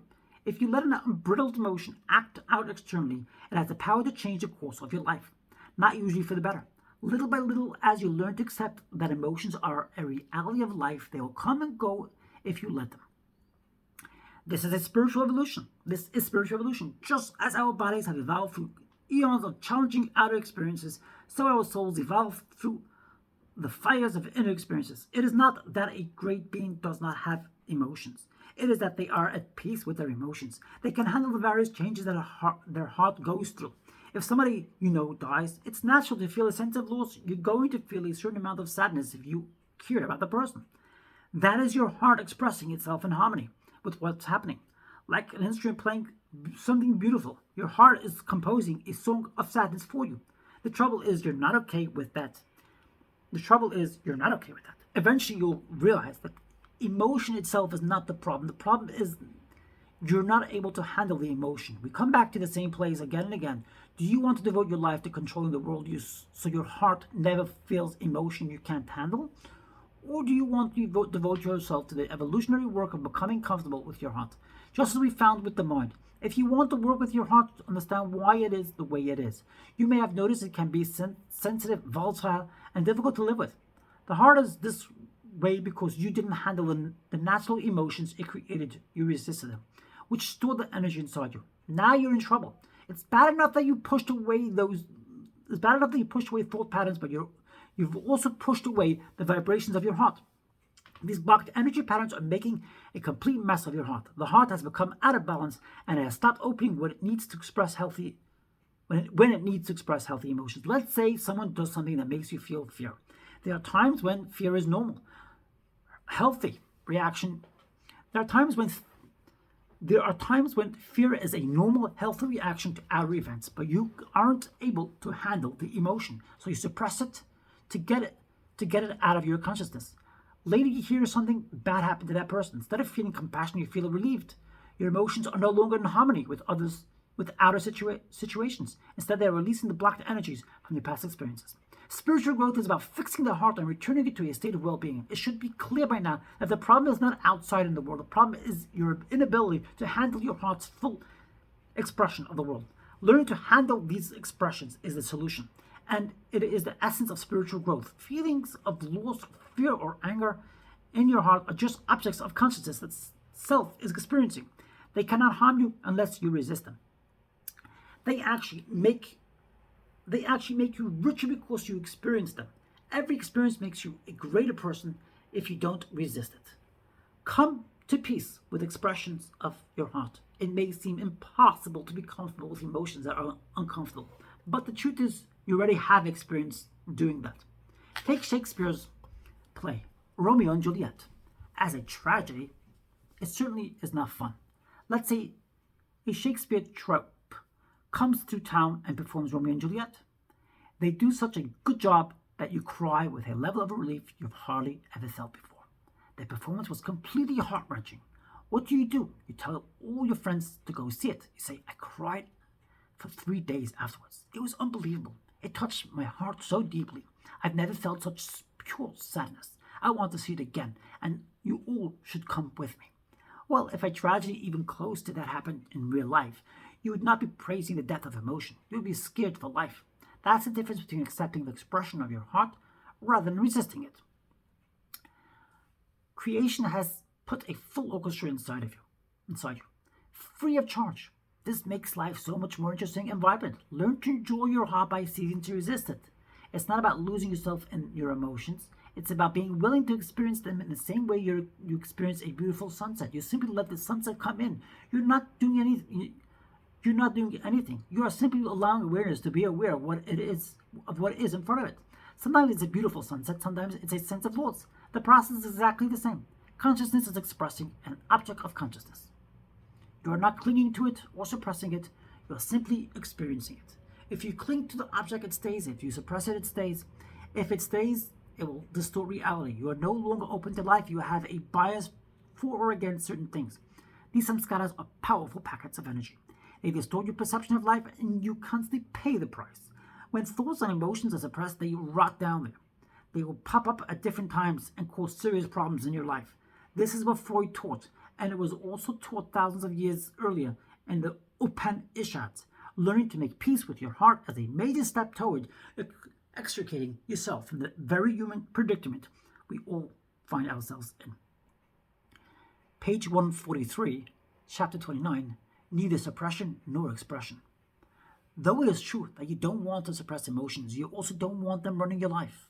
There is a sacred place between suppression and expression, pure experience.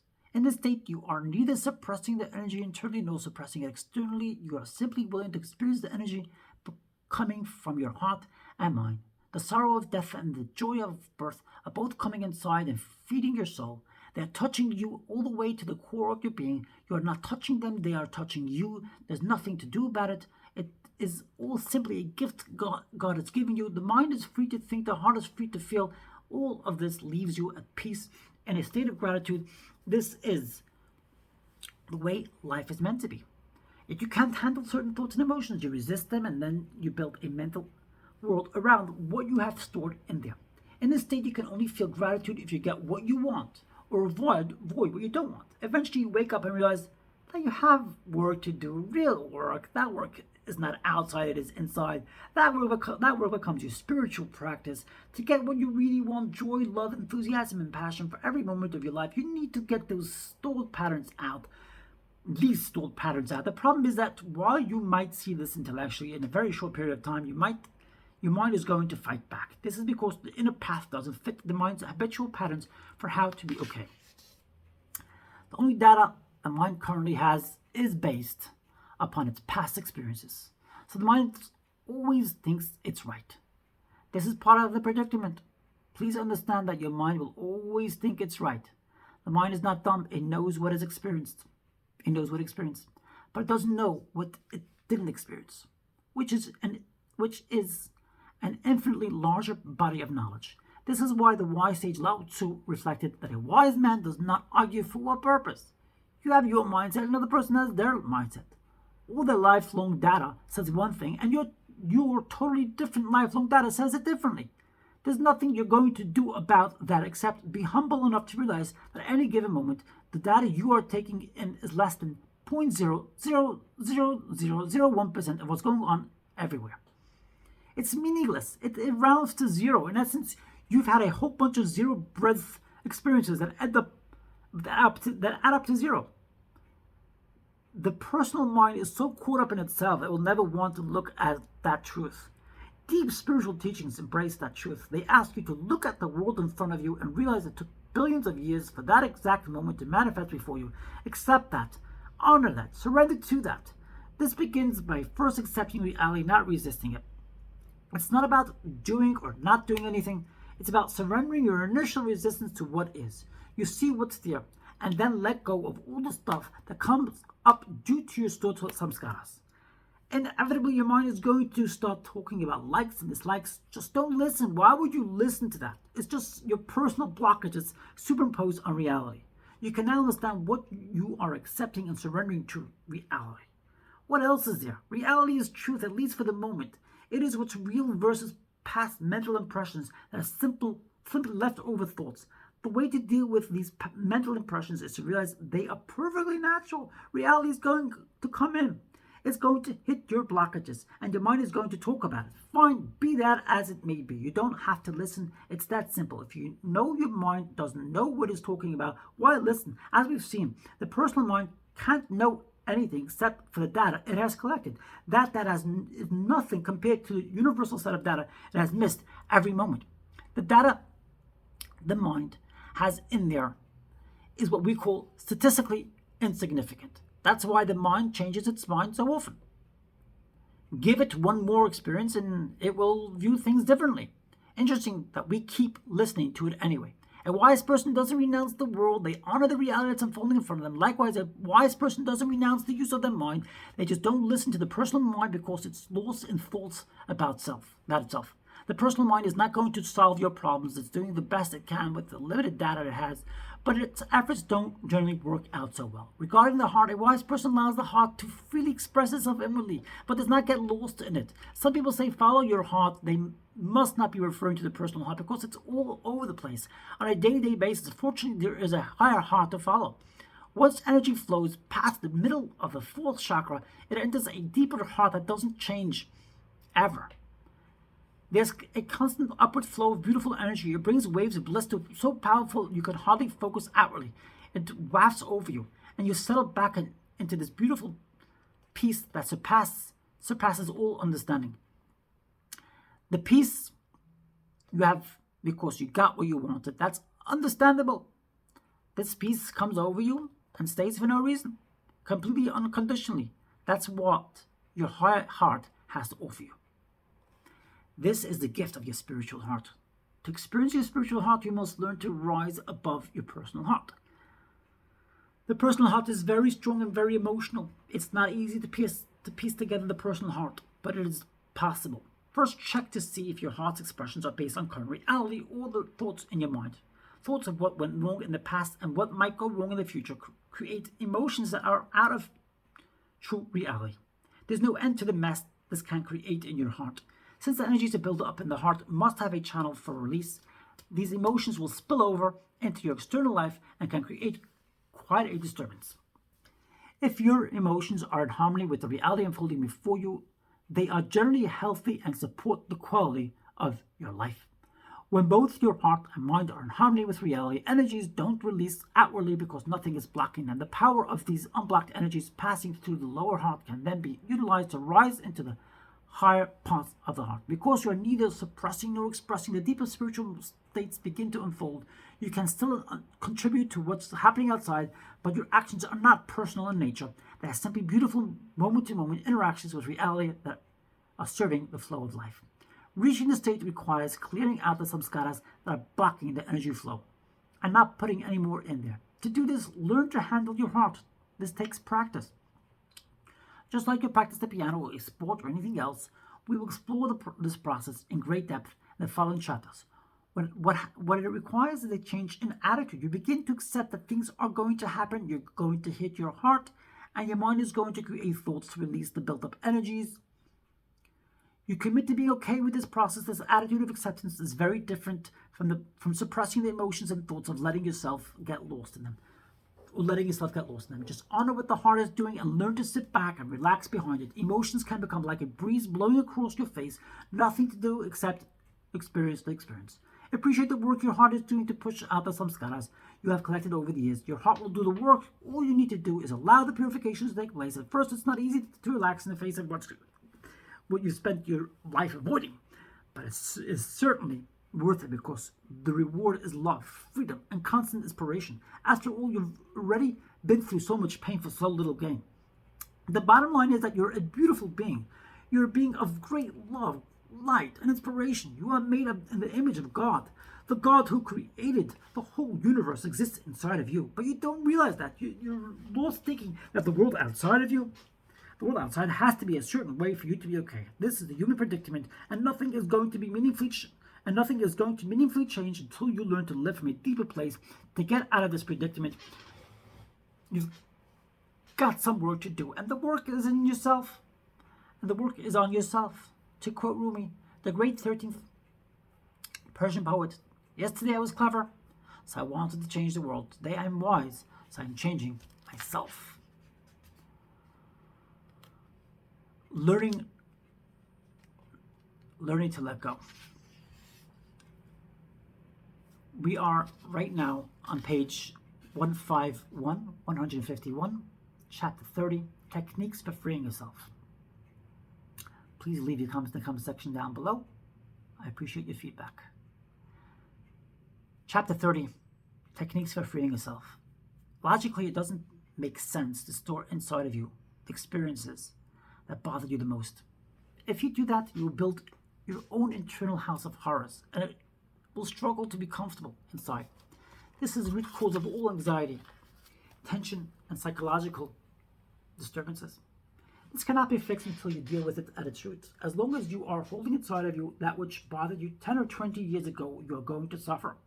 Once your intent is to use every moment of your life to free yourself, the question becomes how to do that. Believe it or not, your sincere intent to be free is more important than any technique you can see. You're in there. And if you understand these teachings, you realize you don't want blockages in there. They make life extremely difficult, so you commit to letting them go. Traditionally, there are some powerful techniques for freeing yourself during your everyday life, and we will discuss 3 of them in very broad terms. The first technique is called positive thinking. Yogananda used to teach that every time you have a negative thought, replace it with a positive one. This is a very basic and useful technique for bringing about change. It is based on the 2 types of thoughts we discussed earlier, those created willfully and those that happen automatically. If you notice, your mind giving you a hard time while you're driving, those are automatically generated thoughts. You are not purposely creating them. Now try purposely creating a positive thought about the situation. If the person in front of you is driving much slower than the speed limit, you might say inside your mind, wow, what an opportunity to relax. I can't be in a rush because the person in front of me won't let me. I guess it's time to watch my breath. Calm down and learn to enjoy the experience. You're welcome to do that in everyday life. You're not fighting with your mind or pushing away the negative thoughts. You're simply replacing the automatically generated thoughts with willfully created ones. Don't forget, don't fight, just replace. It doesn't matter if the negative thoughts continue in the background. Just focus on the positive thoughts you are willfully creating. Over time, your willfully created thoughts will replace the automatically generated ones. This is a very healthy thing to do. Simply apply your will to offset or neutralize the effect of your samskaras. Over time, this will develop a more positive mind, which is a much nicer environment to live in. The next technique is very traditional and is broadly referred to as mantra. In the most general sense, mantra means training your mind to repeat a simple word or phrase over and over until it gets stuck in your mind. Just like a song can get stuck in your mind, a mantra can get stuck in your mind. We all experience that our minds can work in layers. You can be paying attention to someone speaking and there can still be thoughts going on in the back of your mind. Your mind is so brilliant it can multitask. It can create thoughts at multiple levels and you can be aware of these layers simultaneously. Mantra is offering you a layer of mind that is always there, balanced, pleasant, a safe place to rest. As the mantra effortlessly goes on in the background, it gives you the choice of which layer of mind you want to focus on. When the habitual thoughts come up from your samskaras, you don't have to fight with them or even replace them. You just shift your consciousness onto the mantra. With positive thinking, you are continually using your will to neutralize negative thoughts with positive ones. With mantra, you are simply using your will to shift the focus of your consciousness from the samskara generated thought to the mantra. Mantra is a gift. It's like a built-in vacation. If you do the work necessary to instill the mantra in a layer of your mind, it will change your life. First off, the mantra does not have to be traditional. The mantra does not have to be a traditional samskara mantra like Om Namah Shivaya or Om Mani Padme Hum. It can be a name or a word. A name or word. A name. It can be a name or word for God, like Jesus, Adonai, or Allah. In fact, a very powerful mantra is simply God, God, God. If all these seem too religious for you, a great thing to have going on in your mind is I'm always fine, I'm always fine, I'm always fine. How nice would it be to be reminded of any of these thoughts, of any of these throughout your day? It's not difficult to instill the mantra in your mind. All it takes is repetition. You can start practicing mantra during the time you put aside each morning and evening for your personal practices, for your spiritual practices.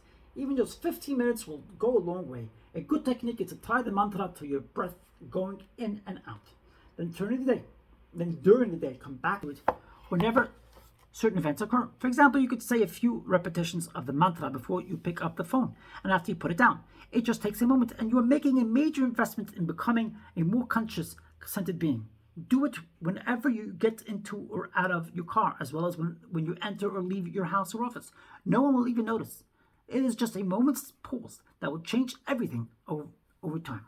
Before you eat, say the mantra.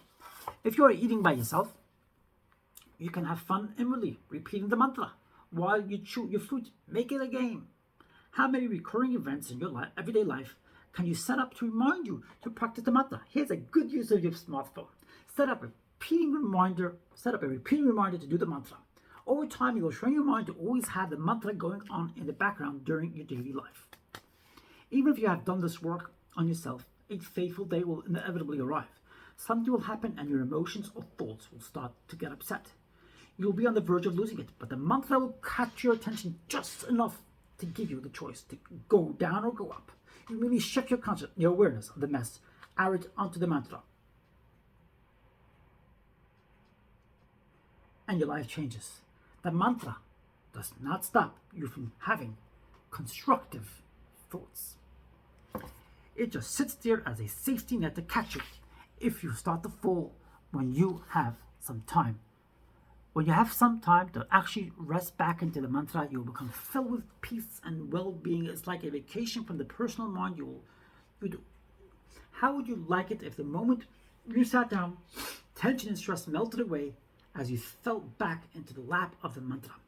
All this is available to you free of charge. Just be willing to make the investment in yourself. Notice that with the mantra, you'll learn to surrender the hold that the personal mind has on you.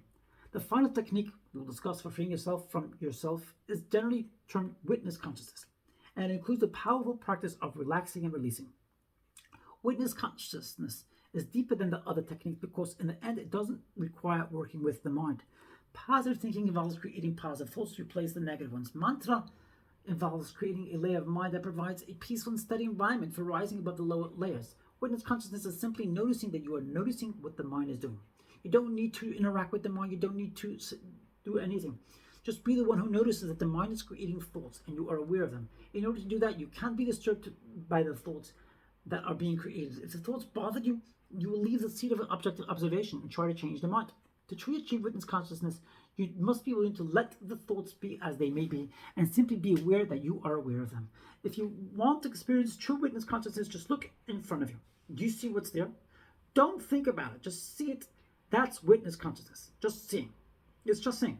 You're simply witnessing what's there. Now turn your head and look around. Practice the immediacy of just seeing. Now that your thoughts notice that your thoughts often have something to say about what you see. Can you simply notice these thoughts, like you notice what was outside? Or do you have to do something about them? Thoughts, emotions, they come up by themselves. Good. Now simply notice them. When you reach a state where you can observe what is going on in the mind and heart, you notice that you're not always comfortable with what's happening inside.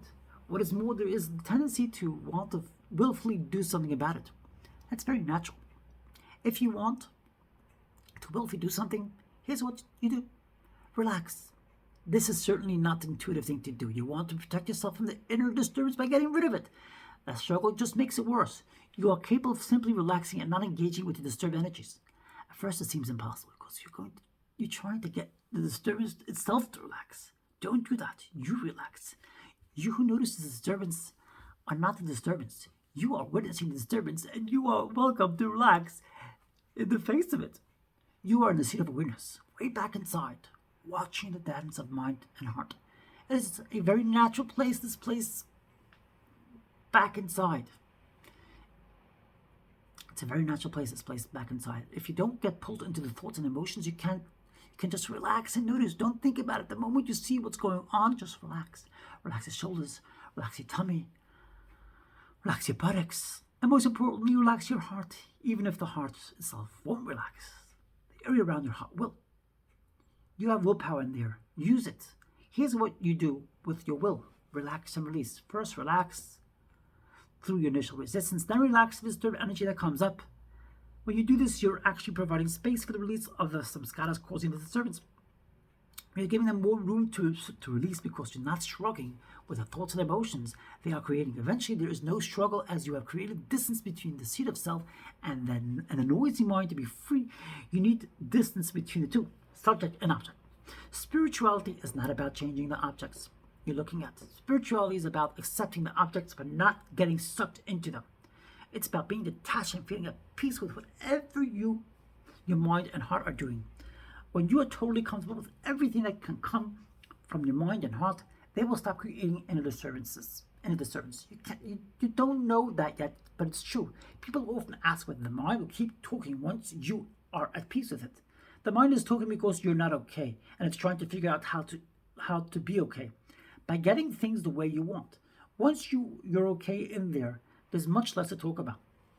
When you're in the presence of someone you love, you're not thinking about how to find love, you're just experiencing the beauty of the love. Likewise, when you are okay in there, you will not be thinking about how to be okay, you will just be relaxing into the quiet state of peaceful well-being. This requires that you be okay with your thoughts and emotions. Relaxing in their presence is a good start to being okay with them. If you can't both relax in the face of thoughts and emotions, you will have to do something about them. You'll get pulled down into them and attempt to do something to fix what is bothering you. Better to simply relax and allow the samskaras the room they need to release. When you relax back into the witness consciousness, you are surrendering to the reality of what's happening. First relax, then lean away. You who notices are at a distance from what you are noticing. You don't have to think about it. Just notice that what you are seeing is there. Just notice what you are seeing in there. Thoughts and emotions are all distinct and at a distance from you. Now lean away from their noise. The mind and emotions make noise. That is not a problem. Just relax and lean away from the noise. When you lean away from the noise, you're creating distance between you, the consciousness, and the object of consciousness. The thoughts and emotions, in that sense, the samskaras have room to release their energy. It's going to get uncomfortable, and that's natural. The discomfort you are experiencing is the discomfort of samskaras being released. They were stored with pain. They are going to release the pain if you let them. This is the pain that ends all pain. Page 157, chapter 31, low-hanging fruit. Please leave your thoughts and comments. I appreciate your feedback, and subscribe if you haven't already. Low-hanging fruit. The best way to let go of stored packets of pain is to practice, just as you practice scales to learn the piano, or practice a sport to get good at it. So you practice letting go to learn how to do it. You start with simple things. We call these the low-hanging fruits. We call these low-hanging fruit. There are many situations each day when you create in disturbance for absolutely no good reason. Bothering yourself about the car in front of you does no good at all. It only makes you tense and uptight. The cost-benefit analysis is 100% cost and zero benefit. Letting go of that tendency should be easy, but it's not. You will find that you're in the habit of insisting and demanding that things should be the way you want, even if it's irrational. Things are the way they are because of all the influences that made them that way. You are not going to change the weather by complaining about it. If you are wise, you will start to change your reactions to reality instead of fighting with reality. By doing so, you will change your relationship with yourself and with everything else. Start with the small things to prove to yourself that you are capable of doing this. Working with yourself at this level is practicing letting go. Once you're able to relax and release, through the relatively easy stuff, you'll find you are better able to deal with the bigger situations. You are training yourself to deal with yourself. Lots of different experiences in life fall into the low-hanging fruit category. A good practice for letting go can be found in your relationship with the weather. Believe it or not, you can use the weather for tremendous spiritual growth. There's always weather out there, hot, cold, windy, dry, humid, and everything in between. The weather has nothing to do with you. It has to do with the forces that are causing it to be the way it is. If you can't handle the weather without getting disturbed, how are you going to handle anything else? Complaining about the weather is a perfect example of something that has a 100% cost and zero benefit. What do you gain by complaining about the weather? Nothing, except to get upset. I couldn't handle the heat today. It was terrible. I was sweating. I hated it. Congratulations. You didn't have a nice day, and it didn't change the weather one bit. Eventually, you start to work with yourself. When your mind complains about the weather, don't fight with it. If you want, you can use positive thinking. For example, when the mind starts up with, it's hot, I'm so hot. Instead of getting into that, ask yourself, how did it get hot? What does that mean it's hot?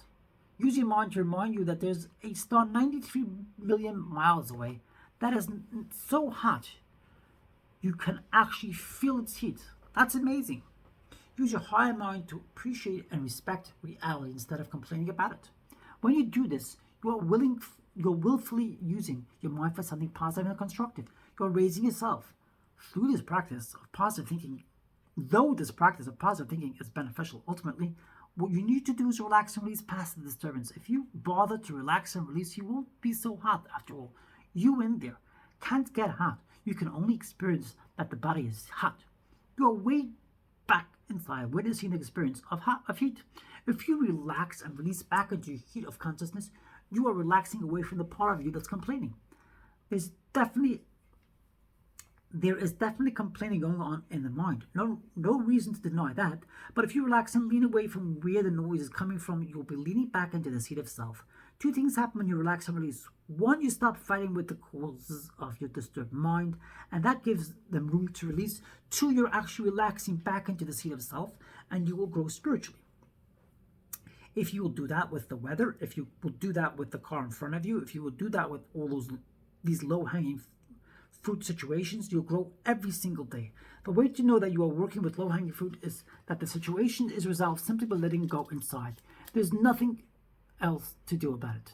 You are the only problem. And once you let go of creating the problem is solved. If you accept the weather, there's nothing else to do about it. If you accept the myriad meaningless things you have decided to bother yourself about, there's nothing else to do about them. That's how you identify the low-hanging fruit. In contrast, if you let go of your reactions to a situation and there is still something in front of you to deal with, then you have some work to do outside. If you lose your job and work with letting go of your negative reaction, that's good. But you still need to go out and look for a new job. Letting go does not absolve you of your responsibilities in life. You are not letting go of life. You are letting go of your personal reactions to life. Your personal reactions do not help you deal with situations in a constructive manner. They actually cloud your ability to make good decisions. When all is said and done, you're going to find the majority of your inner disturbance falls into the category of low-hanging fruit. The only reason there's a problem is because you defined it that way. You are the problem, and that can't be solved outside. It can only be solved inside. Chapter 32, The Past. We are now on page 161. Remember to subscribe if you haven't already, and please leave your feedback, your comments in the comment section down below. After this book, I'll be sharing many more exciting and great insights as we go along this beautiful path, this tapestry of life. Chapter 32, The Past. You're driving down the street, and a billboard reminds you of something that troubled you in the past. Perhaps it was an event that happened 8 years ago. What is the benefit of getting disturbed by that? You just ruined your day for no good reason. Just because something bothered you in the past doesn't mean it should still be bothering you. After all, it's no longer happening. You think that since you don't want to go through it again, you need to remember how bad it was. That's like saying you need a doggy bag for the food that made you sick so you can take it home, taste it each morning, and remember how sick it made you. You would never do that with bad food. So why do you do that? Why do you do it with bad experiences? We are now ready to pay attention to another area that is very ripe for spiritual growth, your past. You probably won't agree at first, but it also falls under 100% cost and zero benefit. Of what possible benefit could it be to still be bothered by something that happened before that isn't happening now? It's already over. There's a zero benefit to being bothered by something that is not even happening. On the other hand, there is certainly an amazing course, your entire mental, emotional, and even physical health. Instead, if you let experiences pass completely through you when they are actually happening, they will touch you to the core of your being and become part of you without leaving any scars. You will simply be able to learn from the experience and grow. Once you fully digest an experience, you'll naturally know how to deal with it should it happen again. If you touched a hot stove when you were a child, you don't have to keep the painful experience in the forefront of your mind. You don't need to always remind yourself that stoves are hot and can hurt you. If you do that, you will have made a samskara out of the experience instead of simply learning from it. Don't worry. You will learn. Don't worry. You will know darn well not to touch a hot stove again. Similarly, once you have learned a sport or a musical instrument, you don't have to keep thinking about how to play. It becomes second nature. That means it has integrated into your whole being. It becomes totally natural, and you never need to think about it again as you do it. That is how all your past learning experiences should be. Effortlessly there when you actually need them. Never bothering when you don't. If you process your experiences properly, they will always be there to serve you, never to haunt you. Perhaps this exercise will help you understand what it means to fully process something instead of having to pass it through your thinking mind. Just for a moment, glance at the scene in front of you. How hard was it for you to see it? Obviously, it took no effort at all. You just instantly saw it. What if the finest artist in the world called you on the phone waiting to paint what you saw right then? How long would it take you to describe everything to them? We're talking about every color, shade, reflection of light, grain, variation in the wood, every single detail. That would be a very long phone call. Yet you saw it all in a billionth of a second. That is the difference between consciousness just seeing versus the mind trying to process what is seen. This difference holds true for all life's experiences. When you have an experience, it can simply come in and touch consciousness directly. It doesn't need the mind to judge it as desirable or undesirable and then store it accordingly. Just as you were able to see the scene in front of you in full detail without thinking about it, so you can integrate the fullness of your experience into your being without having to block them in your mind. There's nothing richer than a fully processed experience integrated into your whole being. How many incidences from your past would you like to truly be done with, rather than having to deal with them mentally and emotionally, long after they are ancient history? In fact, to achieve deep spirituality, your unfinished past cannot be inside of you. It must be gone, not suppressed, but gone. You will see over time that when those blocked patterns are gone, and you'll see over time that when those blocked patterns are gone, all that is left is the flow of spirit. What is left is the most beautiful thing that could ever exist. How do you let go of the past? It's very straightforward. The past blockages will come up on their own on a daily basis, and when they do, let them go. There's no game here. It's quite simple. Outside events cause stored patterns to come up. Good, let them come up. Things are going to happen in your life.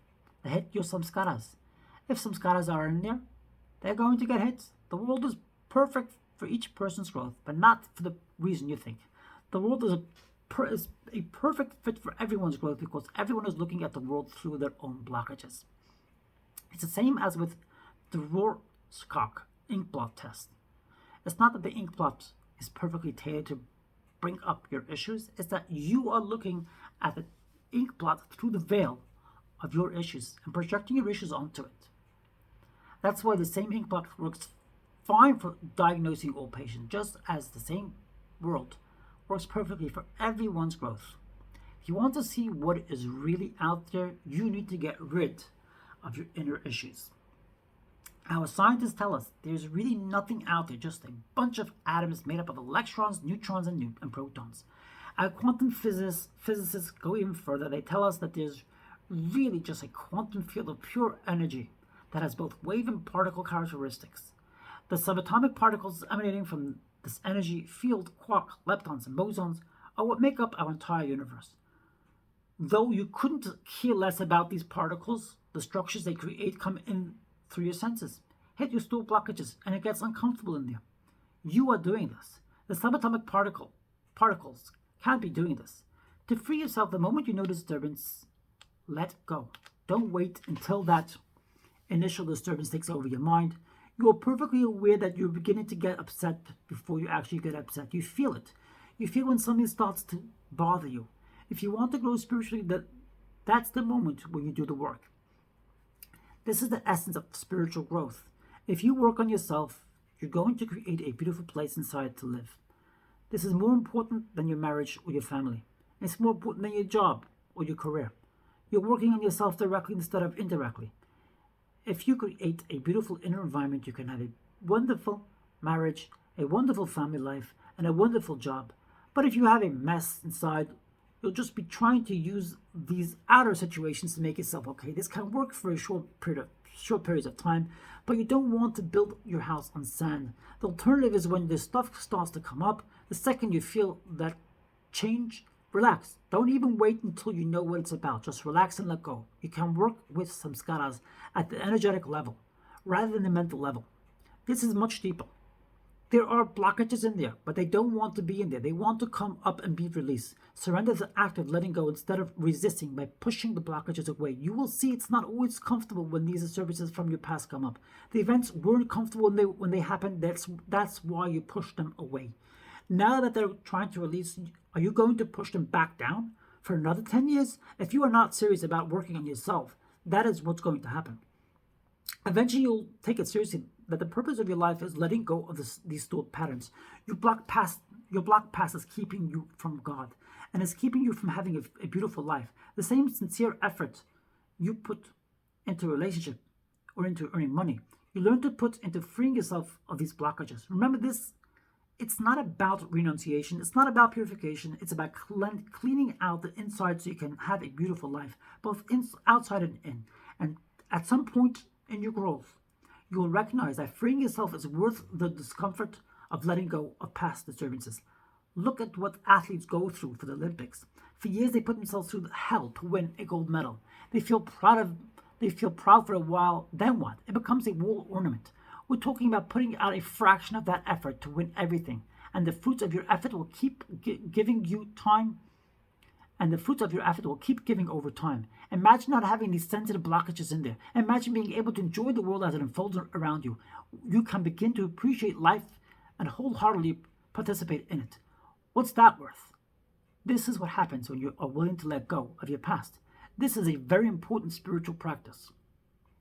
You should be able to look back on your past and say, thank you. It doesn't matter what happened. Remember, every moment there are trillions of and trillions of things going on in the universe, but you only get to experience one. How can you not appreciate the one you got to see?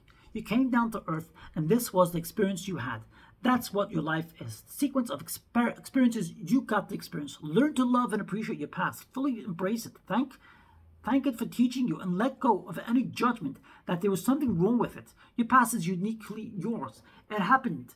It's sacred. It's beautiful. Nobody else ever had it, and nobody else ever will. Embrace your past. Hug it. Kiss it. Love it to death. Page 167, Chapter 33, Meditation. Many practices can help you on your spiritual journey. As you do them, always remember that your intent is to cease storing blockages. If weekend retreats help you with the process of letting go, then do them. If a form of therapy helps you open and release, then do it. A time-honored technique for spiritual growth is meditation. In order to meditate, you have to let go of your traditional relationship with your mind and emotions. There are many forms of meditation, but the bottom line of all of them is letting go of your addiction to focusing on your thoughts. Focus on your breath. Count, do mantra, feel it, and energy. In other words, focus on anything except the thoughts arising in your mind. As you practice meditation, you will find that your ability to let go during life is greatly enhanced. Relaxing and releasing on the meditation cushion is the same process as relaxing and releasing during daily activity. Eventually, you will find that you remain clearer throughout the day. You're always aware of what is going on both inside and outside. This clarity of presence is one of the gifts of meditation. There are many meditation techniques. If you don't have a technique, you can try this simple practice. Commit to sitting down for a short period twice a day, preferably at the same time each day. This requires a discipline to give this inner work priority over everything else. Most people manage to eat and sleep at certain times each day. They also manage to find time for their jobs and their relationships. The inner work on yourself is more important than everything else you do. In the end, it will affect the quality of your life more than all the other things you do each day. Many of today's teachers say that to sit in meditation for 15 minutes in the morning and 15 minutes in the evening is a good starting point. That alone will create great benefits. Just put aside the time to sit down in a quiet place. What do you do during that time? What you don't want to do is expect to have a spiritual experience. If you expect that, you're going to get disappointed and you will stop meditating. You are sitting down for the same reason you sit down to play your scales on the piano, to learn. If you sit down to practice the piano and expect to be playing Beethoven, when you get up, you're going to quit the piano. The same is true of meditation.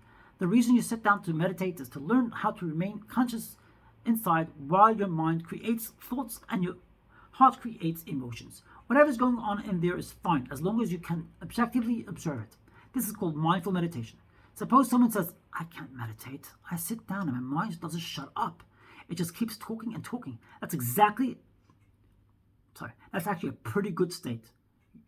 You know you're not your mind. You actually watch your mind talk for 15 minutes and notice that it didn't shut up.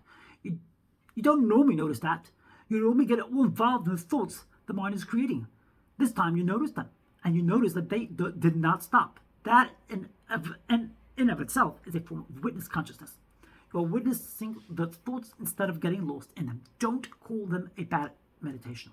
Don't call that a bad meditation. If you practice the piano and make mistakes, that's not a bad practice session. Every practice session is about learning. Likewise, there is no such thing as a bad meditation. There is just practicing, being aware of what is going on in there. Of course, there are higher states of meditation than simply noticing the mind, but you should not set expectations. Expectations are just another mind trip. Decide that you are sitting down because you choose to learn to be present and work on yourself. This is a time when you don't have so many external distractions, so you can practice being present. That's all. You may not like what you see inside, but you are learning to be present with it. You're learning to be at peace with what used to drive you crazy. To appreciate the purpose of spiritual techniques, you have to realize that you are addicted to your mind. You're more addicted to your mind than people are to drugs. In fact, the reason many people start doing drugs is to get away from their mind's instant chatter. That's also why some people start drinking. The mind can be impossible to live with. If you are like most people, you are addicted to every single word your mind says. If your mind suddenly says, I don't like it here, I want to leave, you leave. If it says, I think something good will come from being here, I want to stay for a while, you stay. You're absorbed in your thoughts and you follow whatever the mind says. In essence, your mind is your guru, and you need to back off from that relationship. Changing your relationship with your mind is a major part of the spiritual journey.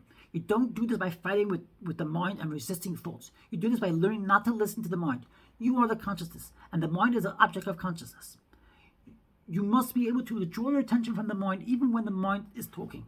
The easiest way to do this is to pay attention to something else. One very common meditation technique is to pay attention to your breath. Just watch your breath. Over time, you'll see that if you are watching your breath go in and out, you are not focusing on the mind. If you try this very simple technique of watching your breath, you'll see how addicted you are to the mind. One moment you're sitting there watching your breath and not being distracted by the mind. The next thing you know, you're lost in your thoughts. That is what's going on. That is what's going to happen. You may not be able to sit there for 15 minutes and watch your breath. Good. That shows you how strong your addiction is to the mind. The reason you lose focus on your breath is that consciousness gets distracted by what your mind is saying. In other words, you stop watching your breath and you start watching your mind. The moment you catch on that you've done that, you don't get down on yourself, you just start watching your breath again. The entire purpose is to practice gaining control of your attention so that it becomes yours again. When you pay attention to determines your experiences of life. You should have the right to consciously decide what to pay attention to. Until you learn to back away from the mind, you have no choice. You pay attention to whatever your mind says. There's one more element you can add to this simple meditation technique we've been discussing. You're not going to know right away that you stopped watching your breath. You're going to get lost in your mind, and maybe 15 minutes will go by. To help know you sooner, instead of just watching your breath, count your breaths. Simply count a round of inhale, exhale as 1, then 2, and so on. But don't count to 100, count to 25 and start over. That way you will see sooner that you drifted off the breath. In, out, 1, in, out, 2, in, out, 3. Watch your breath go in and out of your abdomen. Just sit there and watch your breath while you count 25 and then go back to 1. If you find that you're at 45, just start over at 1. Not a thought about it, just immediately start counting at 1.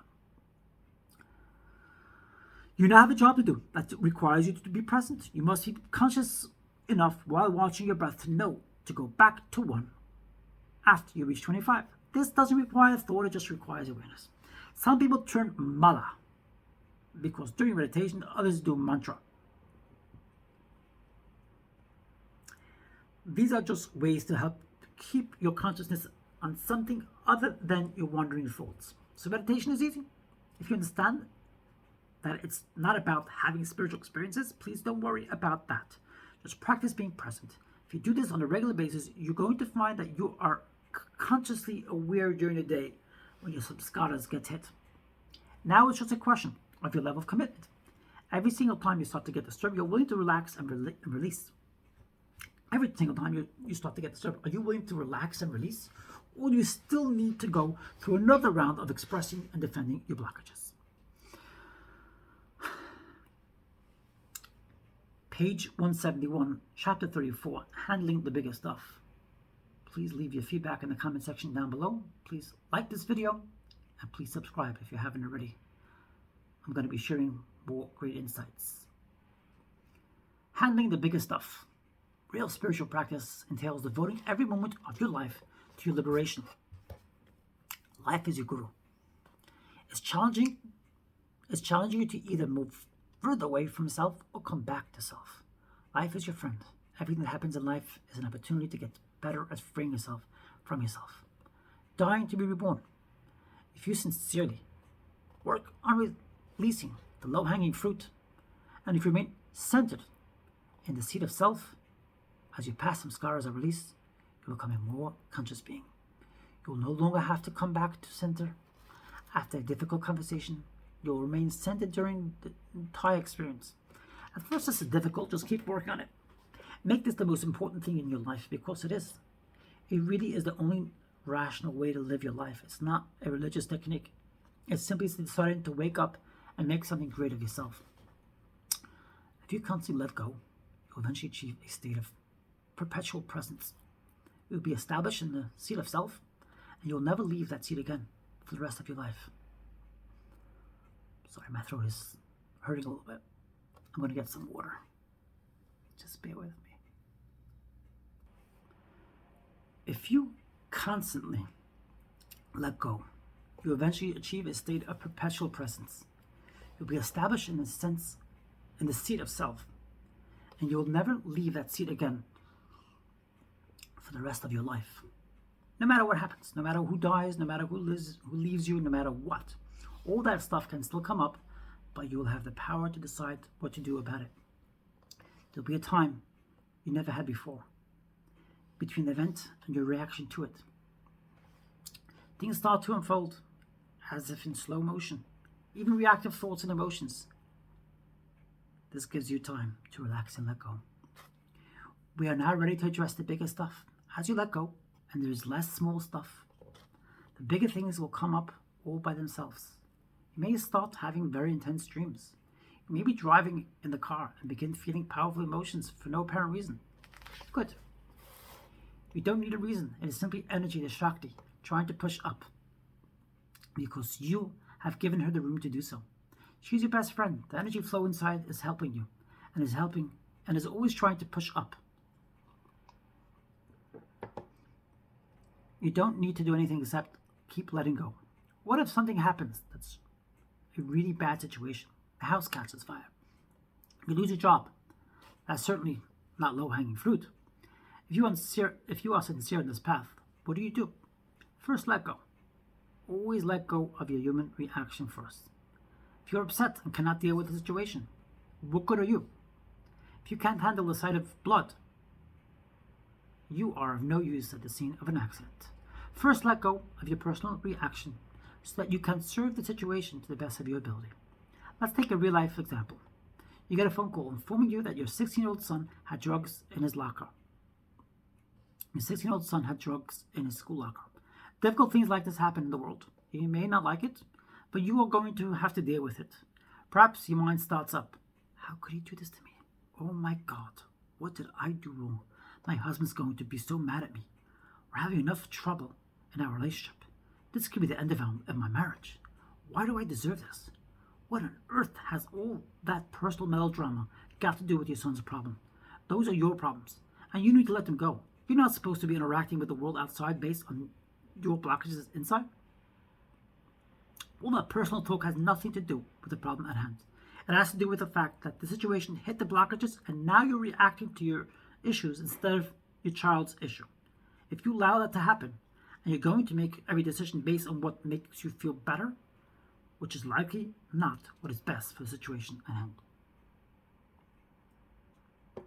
Let me repeat that. If you allow that to happen, you're going to make every decision based on what makes you feel better, which is likely not what is best for the situation at hand. If you take things personally, you try to protect yourself by avoiding disturbing experiences. But difficult situations present an opportunity to change that dynamic. The way to do that is to let go of your entire personal reaction to the situation. You just let it go. You don't let go of the situation. You let go of your reaction to the situation. Go to the principal's office, but not to protect yourself. Go because your son needs help. Go because the principal needs help with the situation. Go because you're the parent and your son is your responsibility. Do your best to raise the energy in a constructive manner. You can't do this if you're focusing on your embarrassment, fears, and other personal reactions. Bottom line, you can let go of the personal so you can interact properly with what's in front of you. It's the same thing in business. You're in a meeting and they're discussing a project. You have a bright idea that you want to contribute. So you put it out there, but it gets shot down. That hurts. Of course it does. You have an ego with it in there, and it's going to get bothered.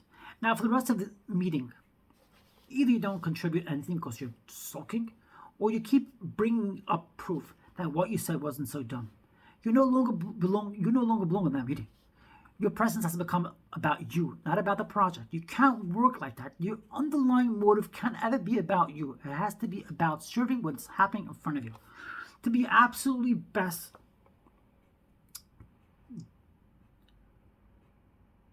to the absolute best of your ability, you always serve life as it unfolds before you.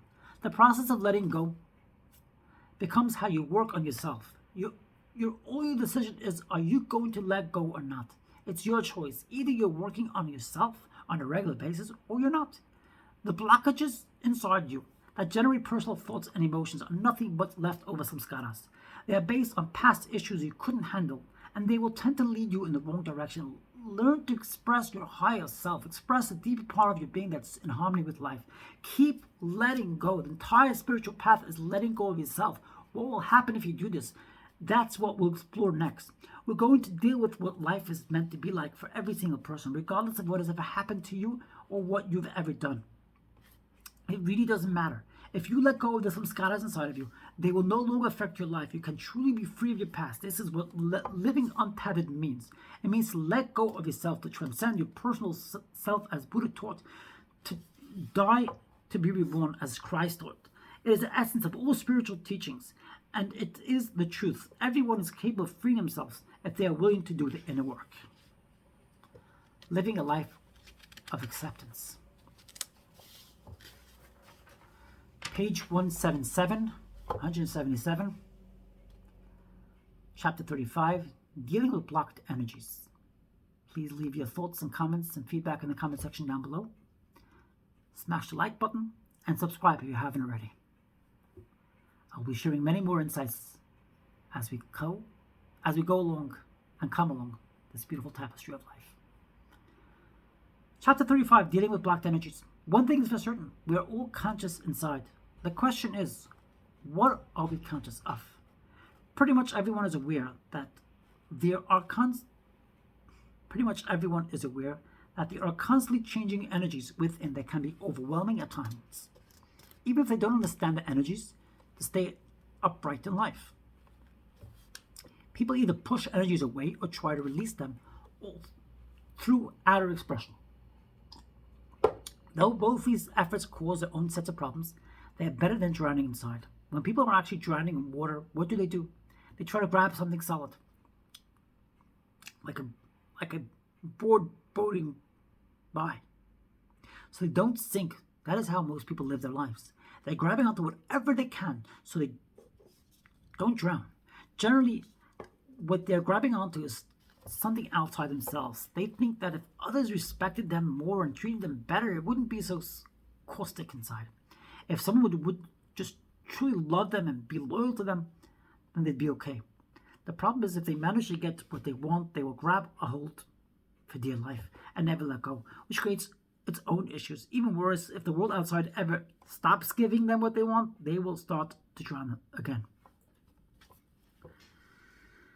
If you want to see how much you cling to the outside world, in order to avoid drowning inside, just see what happens when the world doesn't unfold the way you expect. What happens when someone very close to you behaves in a way that doesn't align with your model? Your mind and heart catch fire. This happens even if the person hasn't actually done anything. All that is needed is for your mind to think, what if my husband leaves me? Sally's husband left her. If Sam ever left me, I would just die. That's all it takes. You feel pain and disturbance. All the energies become unsettled inside. Why does this happen? It happens because you've been trying to build a place of solidity within your mind that you can hold on to. As long as everything reasonably reinforces that, you feel safe and relatively okay. But you have distanced yourself from the core of your being by clinging to something outside. That's what we do. And it doesn't work. If you want to grow spiritually, if you want to have a beautiful life instead of a midlife crisis, you need to do the inner work. A midlife crisis happens when you've been building and clinging and fighting for half your life in order to be okay. And you're not. You're simply not free and at peace inside. Even though you have the kids, the marriage, the job, as it turns out, midlife crises are perfectly reasonable. It's surprising more people don't have them. Halfway through your life, you realize it hasn't worked.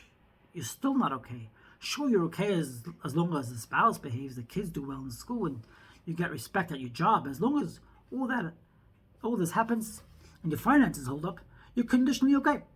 But inside, you know it can change on a dime. So you must keep struggling to stay ahead. That's why life is a struggle. The alternative is to clean up the mess inside. Someday you will realize that you're not drowning. You're simply sitting on a planet spinning around the middle of absolutely nowhere. That's the truth of the matter.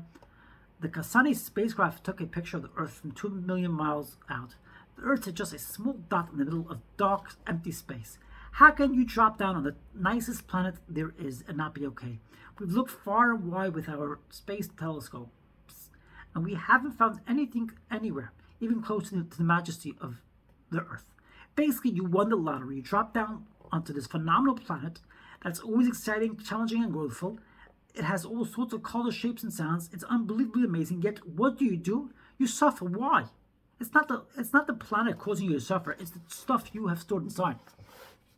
The logical questions become: why are you storing all this stuff inside you? And if you're going to store stuff inside, why not make it nice stuff? People collect all sorts of things as hobbies. Some collect spoons, teacups, stamps, or coins from all over the world, but you had a brilliant idea for a hobby. Let's collect bad experiences. That's what you did. I'm going to collect every bad experience I ever had and keep it inside me so it can't bother me for the rest of my life. How can that work out well? If you keep doing it, you're going to collect more and more bad experiences, and your life will get heavier and heavier. Are you really going to continue making your life so difficult? In essence, you're causing yourself to be unhappy. Then you're going outside and demanding that the world somehow make you happy. The world cannot make you happy while you're inside making yourself unhappy. It's that simple. You have to work on letting go of the root cause of suffering. The spiritual path is always about letting go of yourself, and that means dealing with the blocked energies. The blocked energies inside are going to build up and need release if you don't deal with them. These energies may release in the form of anger, verbal or physical fighting, and other bursts of uncontrolled behavior. When you allow the energy to release unconsciously like this, you're not in charge. The energies will tend to follow the path of least resistance, as determined by this mascara. When you allow this to happen, the uncontrolled energy carves channels within you that will make it easier to flow that way again. The energy flow becomes a habit. Not only is losing it unhealthy, because if what you say or do outside, the energy flow becomes a habit. Not only is losing it unhealthy because of what you may say or do outside, but you also increase the probability of losing it in the same way again. This can cause all kinds of trouble. Anytime you're not in charge in there, there's going to be trouble. It's that simple. Understanding the process of blocking and then expressing energies helps us have compassion for our past behaviors, as well as for others. Compassion means you understand the root cause of people's behavior. People have trouble handling their blocked energies, and in most cases, they have not been taught how to channel the energies to a higher level.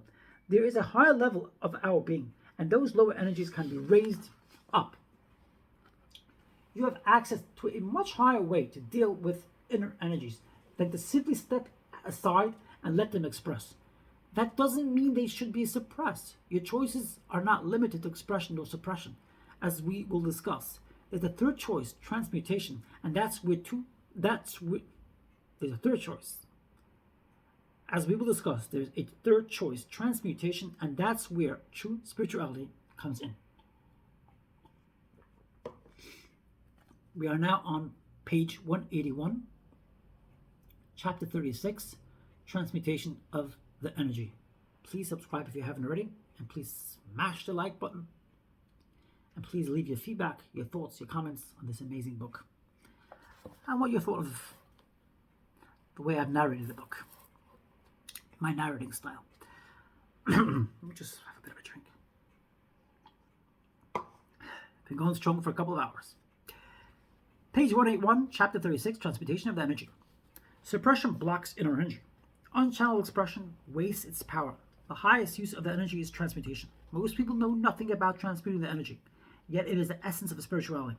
Currently, your natural flow is blocked by the samskaras in your lower energy centers. When the energy tries to release, you either push it back down or allow it to blow off some steam externally. This external release solves nothing in the long run. The energy will just build up back up behind your blockages. The release is temporary because the cause of the blocked energy has not been addressed. What if when the energy tries to come up, you see it as an opportunity to get rid of blockages it's hitting? The energy is going to attempt to release the samskara by pushing it out of the way. The problem is if the blockage was stored with pain, it's going to come back up with pain. Instead of pushing it back down because you can't handle this experience or releasing it outside as a way of relief, you can relax and release at such a deep level that you allow the blockage to pass without resistance. That is what transmutation of the energy means. It involves using the rising energy as a positive force by allowing it to cleanse whatever was blocking it. This is the highest way to work with your inner energy. Use it to grow spiritually. Use it to let go of the blockages that are keeping you trapped. It is those blockages that cause suffering. They only allow you to be okay if things are a certain way.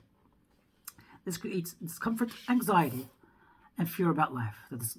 That discomfort drives people to seek all sorts of distractions, which just create more turmoil. We all know about the cycle of disturbance and temporary relief. Now you know there's a much higher way to live. If you are willing to release the blockages over time, the energy will find its way up. It will push the samskaras out of the way, and the next thing you know, you won't even be able to relate to how you used to be. This is especially true about how you used to deal with some people around you. You'll wish you could go back and say, I'm so sorry, I was so lost. You'll see how relationships used to be about finding a way to be more comfortable with yourself. Once the blockages begin to clear, the energy will find its way into your heart, and that will comfort and sustain you. Relationships will naturally be about loving and caring. All of them will be about serving others. They will no longer be about control or getting something you need. This is what happens as the energy is free to rise within you. If you release the blockages, the energy will naturally if you release the blockages, then the energy will naturally rise higher. You will not have to fight with it. The energy wants to come up. Always remember that the energy wants to go up. You do not have to force it. It is best for long-term spiritual growth if the energy is allowed to rise naturally. When you get blockages out of the way, you will feel a steady upward flow of energy. Eventually, you will realize that the Shakti wishes to express something so beautiful. It will leave you breathless. You will begin to know a peace that passeth all understanding. Phil 4:7. You won't need anything. Your natural state is so beautiful. You're whole and complete with yourself. It simply depends on your willingness to work with the energies. If you do, Shakti will go higher and higher and higher until eventually it moves as fountains of joy flowing out the higher energy centers. As it does, your entire relationship with the world will transform into something very beautiful. What you were trying to get from the outside will now naturally be going on inside. You will become filled with love and ecstasy. Again, Christ described this as man shall not live by bread alone, but by every word that proceedeth out of the mouth of God. Chapter 4, verse 4. You will have a perpetual flow of energy feeding you from within. The transmutation of the inner energy flow is the answer to all the world's woes. If people felt whole inside and were fed by the constant flow of love and deep peace, they wouldn't be fighting with each other. Why would you kill, rob, or harm someone Why would you kill, rob, or harm someone if you were content within yourself? It is only because people are struggling inside that they are driven to struggle outside. That's the only reason we need so many rules and laws. People left to their own create great trouble struggling with their inner disturbances.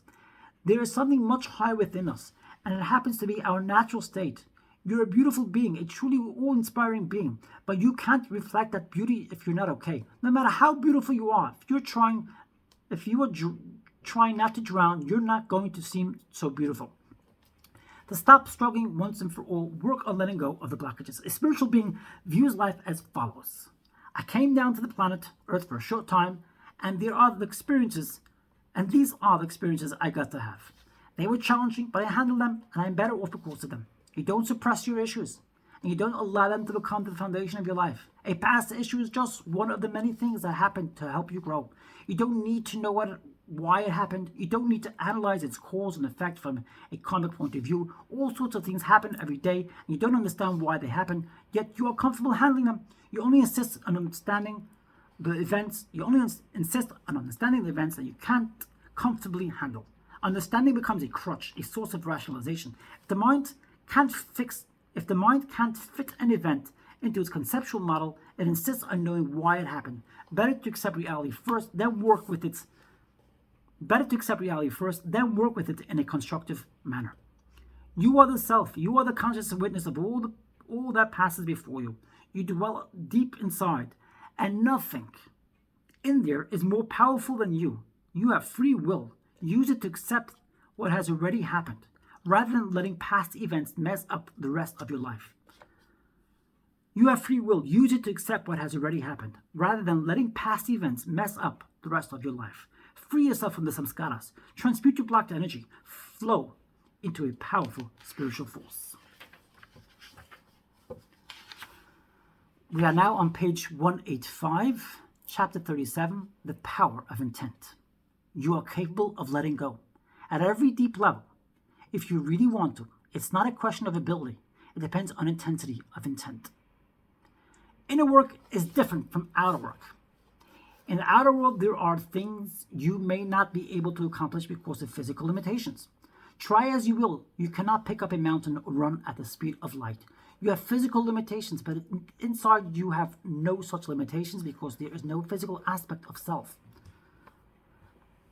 I repeat, you have physical limitations, but inside you have no such limitations because there is no physical aspect of self. You are pure consciousness, and your will has complete dominion over mind and emotions. As we have seen, most of your thoughts and emotions are created by the blockages you have stored inside. These blockages are yours, and you can let them go in any time you want. Once again, the problem is that since they were stored with pain, they are going to release with pain.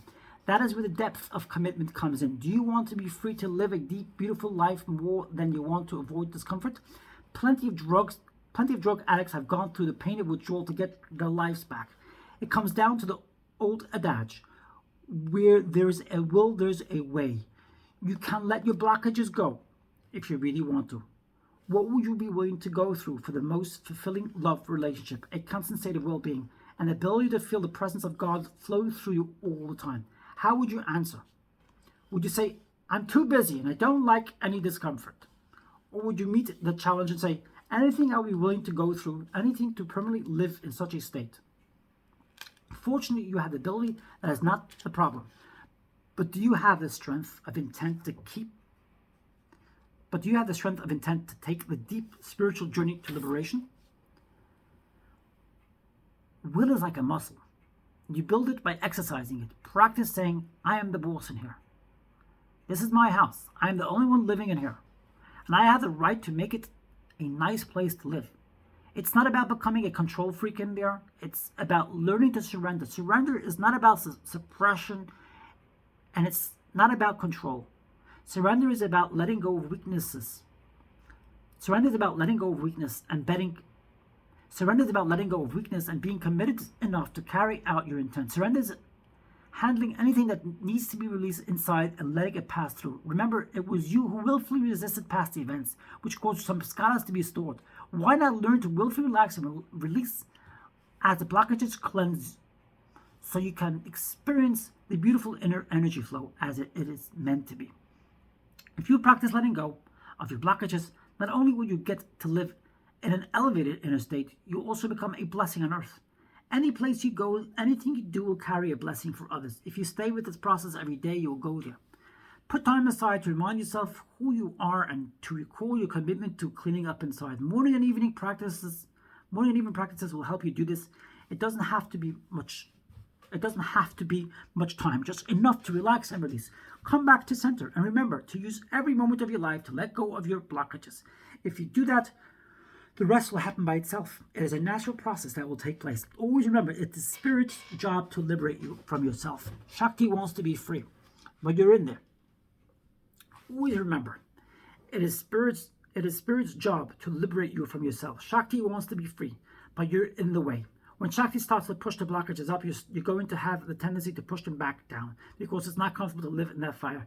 You stored past disturbances in there, and it doesn't feel good when they are stirred up. Imagine somebody's talking to you and you're feeling strong and confident about the conversation. Suddenly they say something that hits your blockages and you start to feel your strength drop out from under you. If you are sincere, you use the situation for your growth. It's not the time to argue with the person. It's the time to grow spiritually. Calm and centered. You inwardly ask, what's happening inside of me? What blockage got hit that caused this shift in energy to take place? Then to use the situation for growth. You relax and allow the energy to push the blockages up. You don't have to do anything except not interfere with the process. Shakti will do her job of pushing up. You have to use your job of letting go.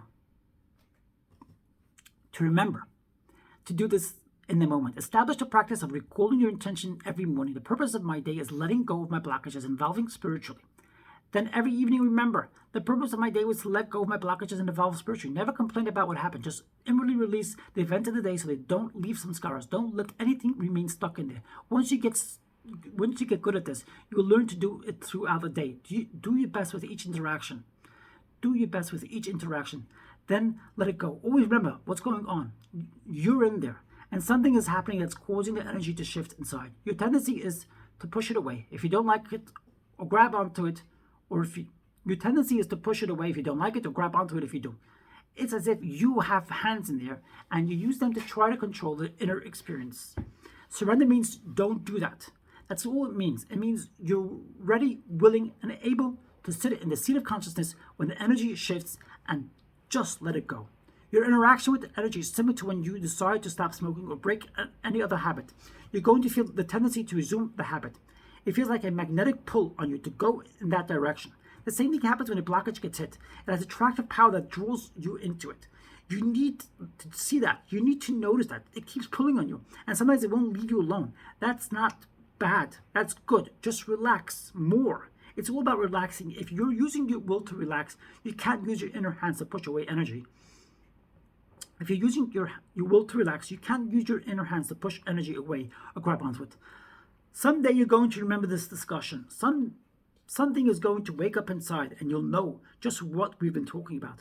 You'll observe the energy pulling on you and you will try to let go. For the first time, you'll realize that it's actually happening. You're struggling with yourself. You're both sides of the struggle. Part of you wants to let go, but part still wants to give in to the pull of the energy. Once you sincerely want to let go of the old habitual energy flows, you will realize that you have all the power you need inside. You're the only one living in there. You just need to deeply relax and stop fighting with yourself. At that point, something amazing is going to happen. All the energy that was pulling you down and out changes direction. It begins to lift you in and up. This is a transmutation of the energy, and it is real. As liberation becomes the meaning of your life, the inner process will step up significantly. Once you learn that your inner center of intent is stronger than any of the habitual energy flows caused by your samskaras, you will sit quietly within, in the seat of consciousness, and allow the process of purification to take place. Every day, every moment, you have the opportunity to explore the greatness of your being. Letting go like this is not a struggle or an act of control. It is much subtler than that. Perhaps this analogy will help. Imagine you're in a game of tug of war. You are alone on one end of the rope. An entire NFL football team is on the other end. You're in big trouble. The force pulling you in the team's direction is very strong. You've studied all the latest techniques for how to dig in your heels, how to best use your body weight, and anything else the experts could teach about standing your ground in a tug of war. You're doing all the techniques, but they're not working. Suddenly, Yoda, the great sage from Star Wars, shows up to help. He thinks everyone's name is Luke. Yoda. Luke. Yoda. Luke, you know not how to do this. Let go, Luke. And Luke responds, what do you mean let go? If I let go, they will pull me through the mud, head first. Yoda, let go, you must. Luke, I don't get it. How do you, this is Luke responding, I don't get it. How do I just let go when this great force is pulling on me? And Yoda responds, relax hands, Luke. Relax your hands. And Luke responds, no, not hands, feet, legs, and body position. That's how to end this tug of war. And Yoda responds, over it will be, Luke, if you relax your hands. Turns out it's true. If you relax your hands during the tug of war, the struggle will immediately be over. No more rope, no more pull, no matter how strong the pull is. If you relax your hands, you can go home and have lunch. That's all you really wanted to begin with. Who said you have to take the whole football team home with you? Just relax and let go. And the whole struggle will be over. That's exactly what it's like to surrender. You're in there, and the energy is pulling you into it. Please, don't fight it. Just relax your inner hands and let go. If this sounds very zen, good, because it is. You don't need to be strong. You don't need to be wise. The blocked energy can't take you everywhere. The blocked energy can't take you anywhere. The blocked energy can't take you anywhere if you simply relax and let go. Over time, you will find there's a place inside you that is behind the commotion of the storm. You can simply relax and fall back into that place. This is the place from which you are noticing the inner commotion. And this place is still quiet, and there are never any storms. That is the seat of self. You don't find your way back to self. You simply cease to leave. If you work on this, you'll come to a beautiful state within that is always there for you. It's a place of refuge. And all you ever need to do is keep letting go. That is life. That is the life of surrender. Page 191, chapter 38, exploring the higher states. Once again, I'm going to ask of you to subscribe if you haven't already and smash the like button, and please leave your feedback. I look forward to your feedback. Exploring the higher states. Once you are no longer drowning inside, a whole other life becomes possible for you. We can now begin to discuss who you are and what it can be like in there. As the blockage is released, the energy is freed from having to go around them. You start to feel happier, you start to feel higher, you start to feel like you used to feel when you had a really good day or a particularly great experience. But this time, nothing special is happening. You're just feeling an uplifting energy going on inside of you that keeps getting higher and higher. You start feeling love simply because the sky is blue. It used to take a special moment in a relationship to blow you away like that. Everything that's happening comes in, and you feel it all at a richer, deeper level. This is because you are more open, more receptive. You don't have the needs and problems that you were trying to solve. Because you don't have all that commotion inside, and you're feeling more whole and you're feeling more whole and complete, there's nothing you need from the outside. You start to look at needs in a completely different light. You used to make satisfying needs your priority. Most of our modern needs are psychological, not physiological. Psychological needs are actually unnatural, as they indicate that something is missing or wrong. If you are feeling whole and complete, inside yourself, there are no psychological needs. Psychological needs come from your blockages. When the energy is freed, what you feel is love, joy, and enthusiasm, which are just different words for uplifting energy in the purest sense. This upward flowing energy is quite different from emotions. An emotion emanates out of your heart and pulls you into its vibration. Whereas enthusiasm is something that wells up inside. It is a system-wide, spontaneous, uplifting flow of energy. It is in fact free Shakti. When your energies are liberated, you don't need energy from anybody else. You have so much energy inside of you. It's incomprehensible. Sure, you have experienced from time to time that if something you really like happens, it can be a sudden burst of inner energy. How long does that take?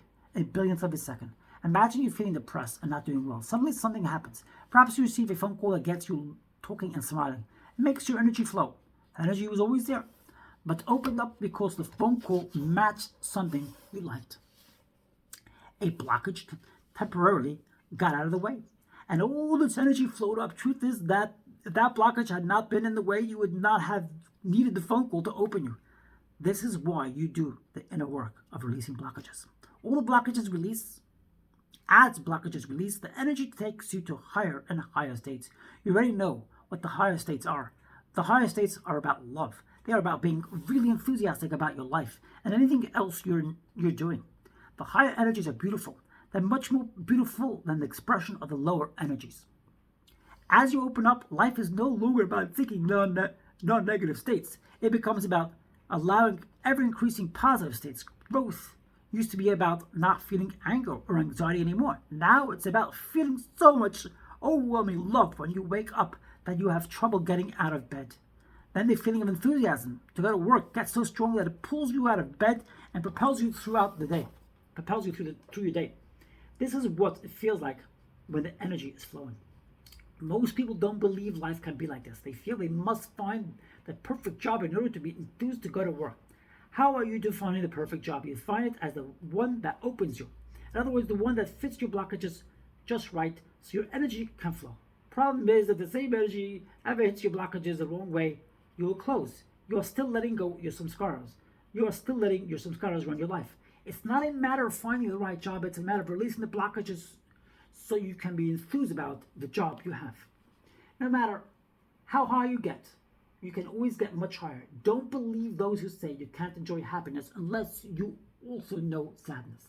That is not true. That's what life is like if you are still blocked. Once you've once you're unblocked, you'll notice the energy is always beautiful. It is an ever new rush of uplifting joy that raises your heart, your mind, and everything inside you. You'll be more aware than you used to be, and have the enthusiasm of a child about everything you do. You'll have the enthusiasm of a child about everything you get to do. You might wonder why you would be motivated to do anything if you've already. You might wonder why you'd be motivated to do anything if you are already that content. Why bother having a job or even a relationship if you're already filled with so much love and happiness? The answer is simple. Love wants to express itself, and enthusiasm wants to create.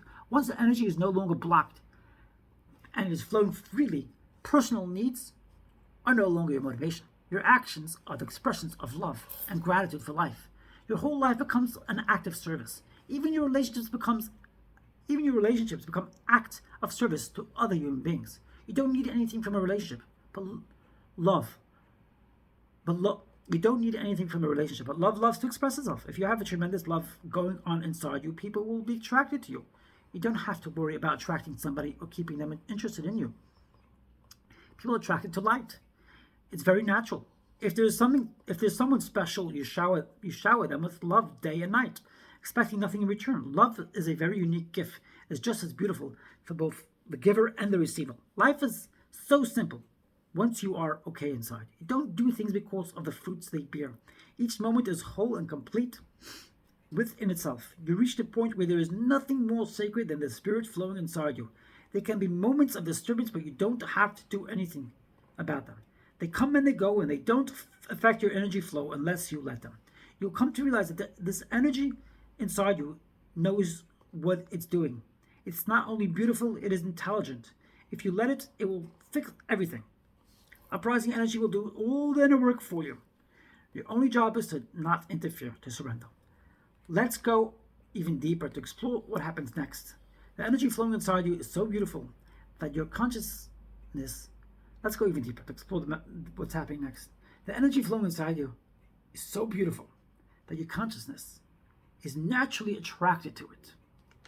What you're experiencing is everything you ever hoped to feel from the outside, but can only taste for a moment.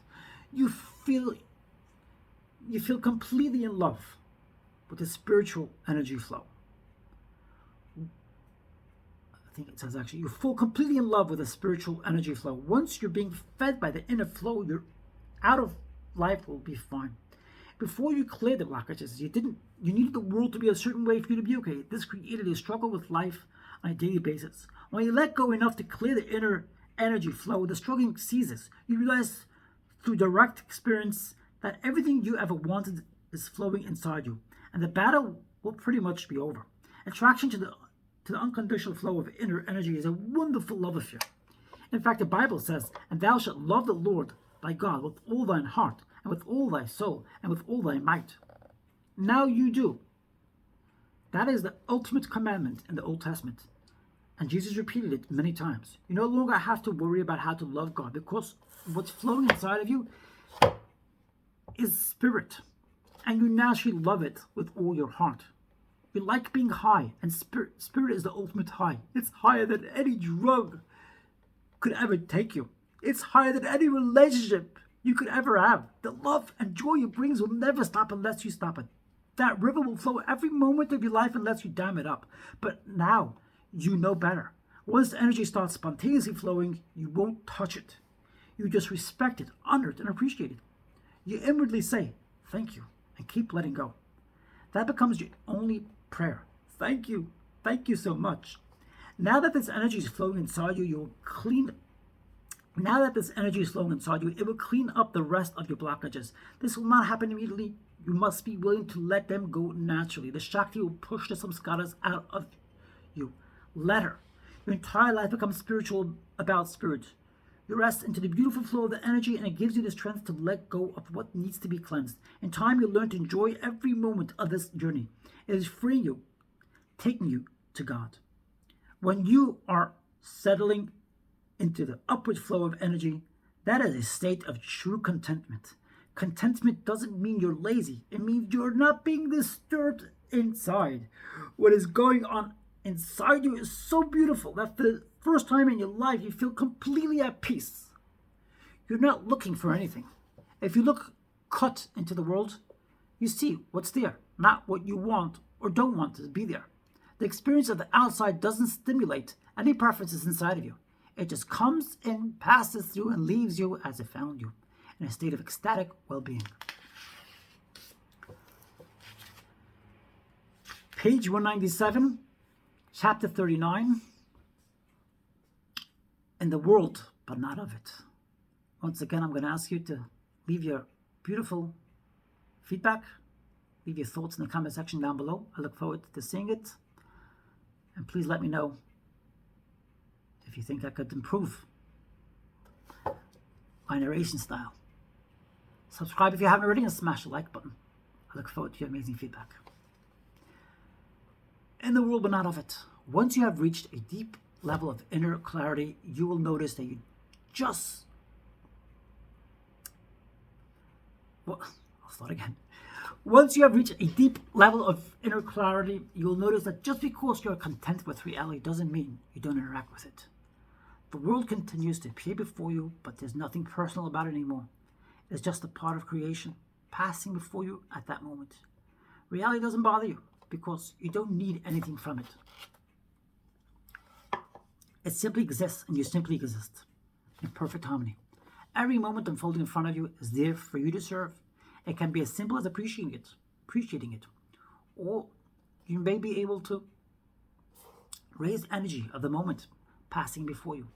A smile, a kind word, a helping hand, these are all ways of raising the energy as it passes by. Doing your job to the best of your ability, taking care of your family, servicing your community, these simple acts are just as much service to the universe as anything else. Imagine you're taking a walk and there's a piece of paper on the side of the road. You feel a disharmony and you pick it up. It's not a have to or a supposed to. You're simply an artist making the world more beautiful. Your mind doesn't say, I'll pick this one up, but I'm not going to pick up every single piece of litter. Nor does your mind say, what idiot threw this piece of paper down here? This is the kind of person who ruins the world. No. You're simply a spontaneous being who is in harmony with life. You expect nothing back from your actions because they were not done for approval or recognition. You can't help but share the beautiful energy going on inside of you with the moment in front of you. The highest level you can live is when every single moment that passes before you is better off because it did. Serve the present moment with all your heart and soul. Imagine what the world would be like if everyone did that. Start by raising what appears before you. If you can't even serve what is put in front of you, how are you going to change the world? If you are getting so upset about conditions in the world that you're edgy with everyone around you, you're not helping anyone. If you can't create harmony in your own household, what right do you have to complain that countries are shooting missiles at each other? You have to live a life that if everyone lived it, there would be peace. If you can't do that, you are part of the problem, not the solution. It's all about letting go of yourself. The world is going to come in and it's going to hit what's left of your samskaras, what you feel going on inside them. What you feel going on inside when that happens is reactive energy. Don't ever act based on that. You will just be polluting the environment with your inner blockages. No good can come from that. A spiritual life is not about adhering to a given set of rules. It's about never acting based on your personal energy. You won't be able to do that to start with, so work with it. When the energy gets disturbed, just let it go. Your initial reaction will generally be your personal stuff coming up. If you let it go, you'll be able to interact with the moment in front of you in a more constructive manner. Simply ask yourself, is this something I can be doing to serve the moment in front of me? Not for me. I already let go of me. Now that I'm dear and non-reactive, is there something I can do to raise the moment as it passes by? Once you learn to let go of the reactionary noise of the personal thoughts and emotions, things will become clearer. You'll know how to work with the situation in front of you. If you're conscious present and paying attention, you will know what to do. The moment in front of you is talking to you. It doesn't have to be in words. the piece of paper on the ground, the person who needs some help, whatever it is, your response becomes obvious. The deepest truth is that it doesn't even matter what you do. What matters is where you're coming from. What matters is your motive. If your motive is to let go of yourself and serve the moment in front of you, you're worthy of great respect. How would you like to meet somebody whose entire motive and purpose in life is to first let go of their personal blockages and then do their best to serve what's in front of them? They can't do wrong because their motive is pure. If the motive itself is pure and impersonal, in the end, it will spread light. Be sure your motive is pure, then don't look back. If somebody criticizes your actions, just apologize and let go. Always be willing to learn. If you come from the highest place you can, there's no guilt, no shame.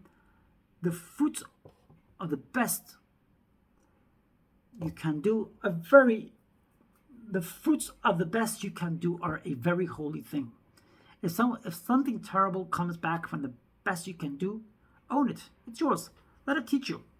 Let it make you better, so you'll do better next time. Please don't feel bad about it. Don't judge anything. It's only when you didn't do your best, you got personally disturbed and gave into it. That's when you built karma and things became really complicated. Practice letting go, and eventually you will find yourself in a state of awareness that can't be disturbed by anything you are experiencing. There will always be a beautiful energy feeding you and raising you. At that point, there are no more techniques, there are no more teachings. It all happens naturally from then on. Intuitively, it dawns on you that this beautiful energy flow must be coming from somewhere. Yogananda wrote on Whispers from Eternity, 1949-156, "Oh, what has happened of me? Intoxication on intoxication, endless, indescribable throngs of divine intoxications ceaselessly come to me.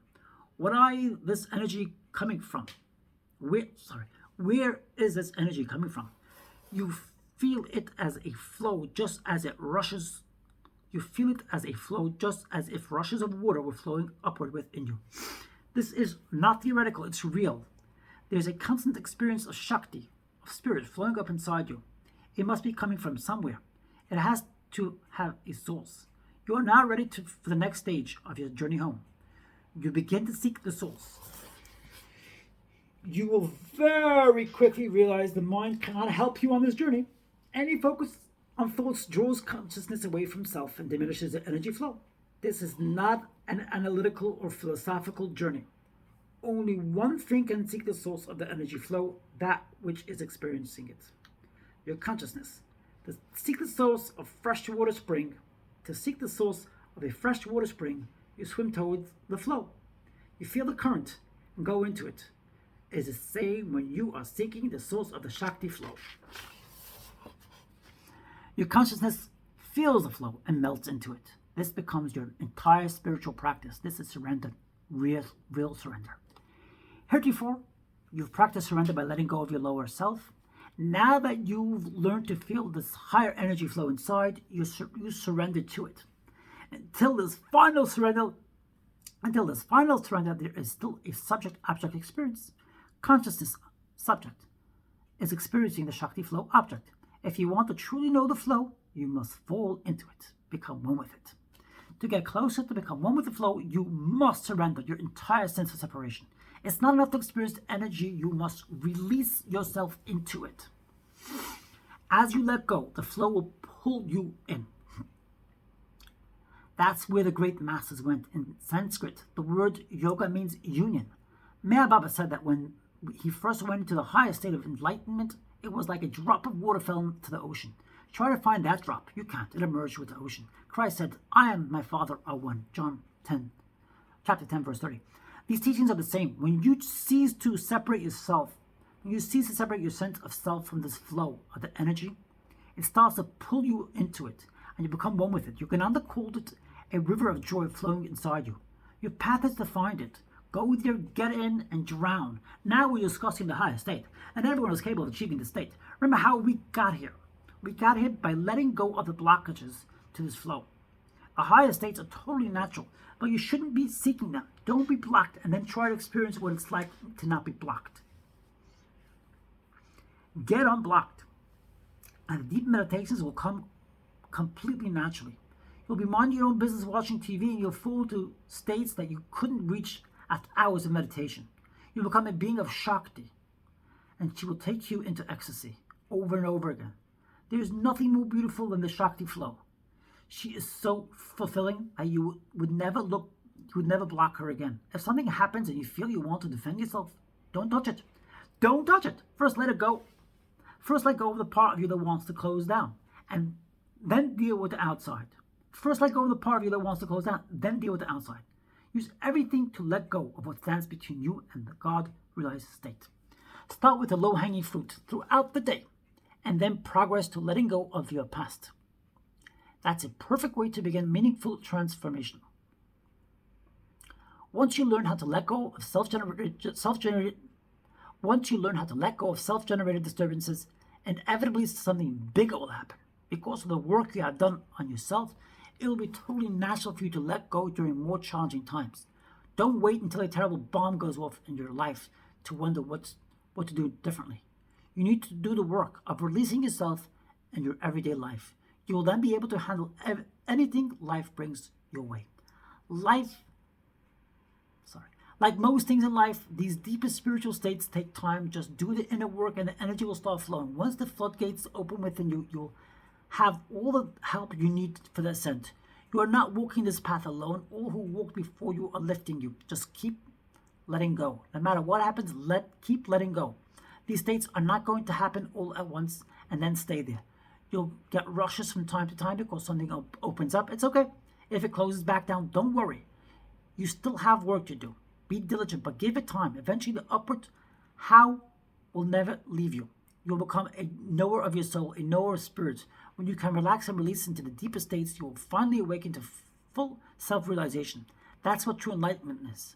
Enlightenment is not a spiritual experience, it is a permanent spiritual state. No matter how deep you have gone, please do not say you're enlightened. Let that word be reserved for the great masters. Just be content. Don't build a spiritual ego. Spirituality is not about hanging out a shingle that says, I am a spiritual person. It is about letting go of that too. It is about perpetually letting go of yourself completely. If you never stop doing this, the energy will take over.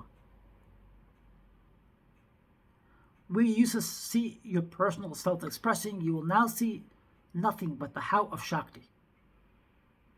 Surrender to the how. Give your life to it. Merge into it, and it will take you the rest of the way. That is the final surrender. It has been such an honor to share these teachings with you. Please don't let this just be. It has been such an honor to share these teachings with you. Please don't let this be just another book you read and then go back to your normal way of life. Do this work. This work is not about renunciation of life. It's about truly experiencing life. It's about truly experiencing life at the deepest level. If you let go of yourself on a daily basis under all circumstances, you'll find what is greater than yourself. That's just the way it works. Where you're not, God is. Where God is, you're not. How do you understand why Christ said, Now do you understand why Christ said the kingdom is within you? It is the very essence of your being. Your heights are incomprehensible. Let me repeat that. Now you understand why Christ said the kingdom is within you. It is the very essence of your being. Your heights are incomprehensible, and you're perfectly capable of doing this work. Your inner states will just keep getting higher and higher as you keep letting go. The fact that you are even interested in these teachings means you change the world. You who do the work of liberating yourself, you who do the work of liberating yourself are to be deeply respected. With great love and respect, Michael A. Singer. Thank you for taking time to listen. I appreciate your feedback. I look forward to it. Subscribe if you haven't already. Press the like button. I appreciate your time. Have a beautiful day. I love you.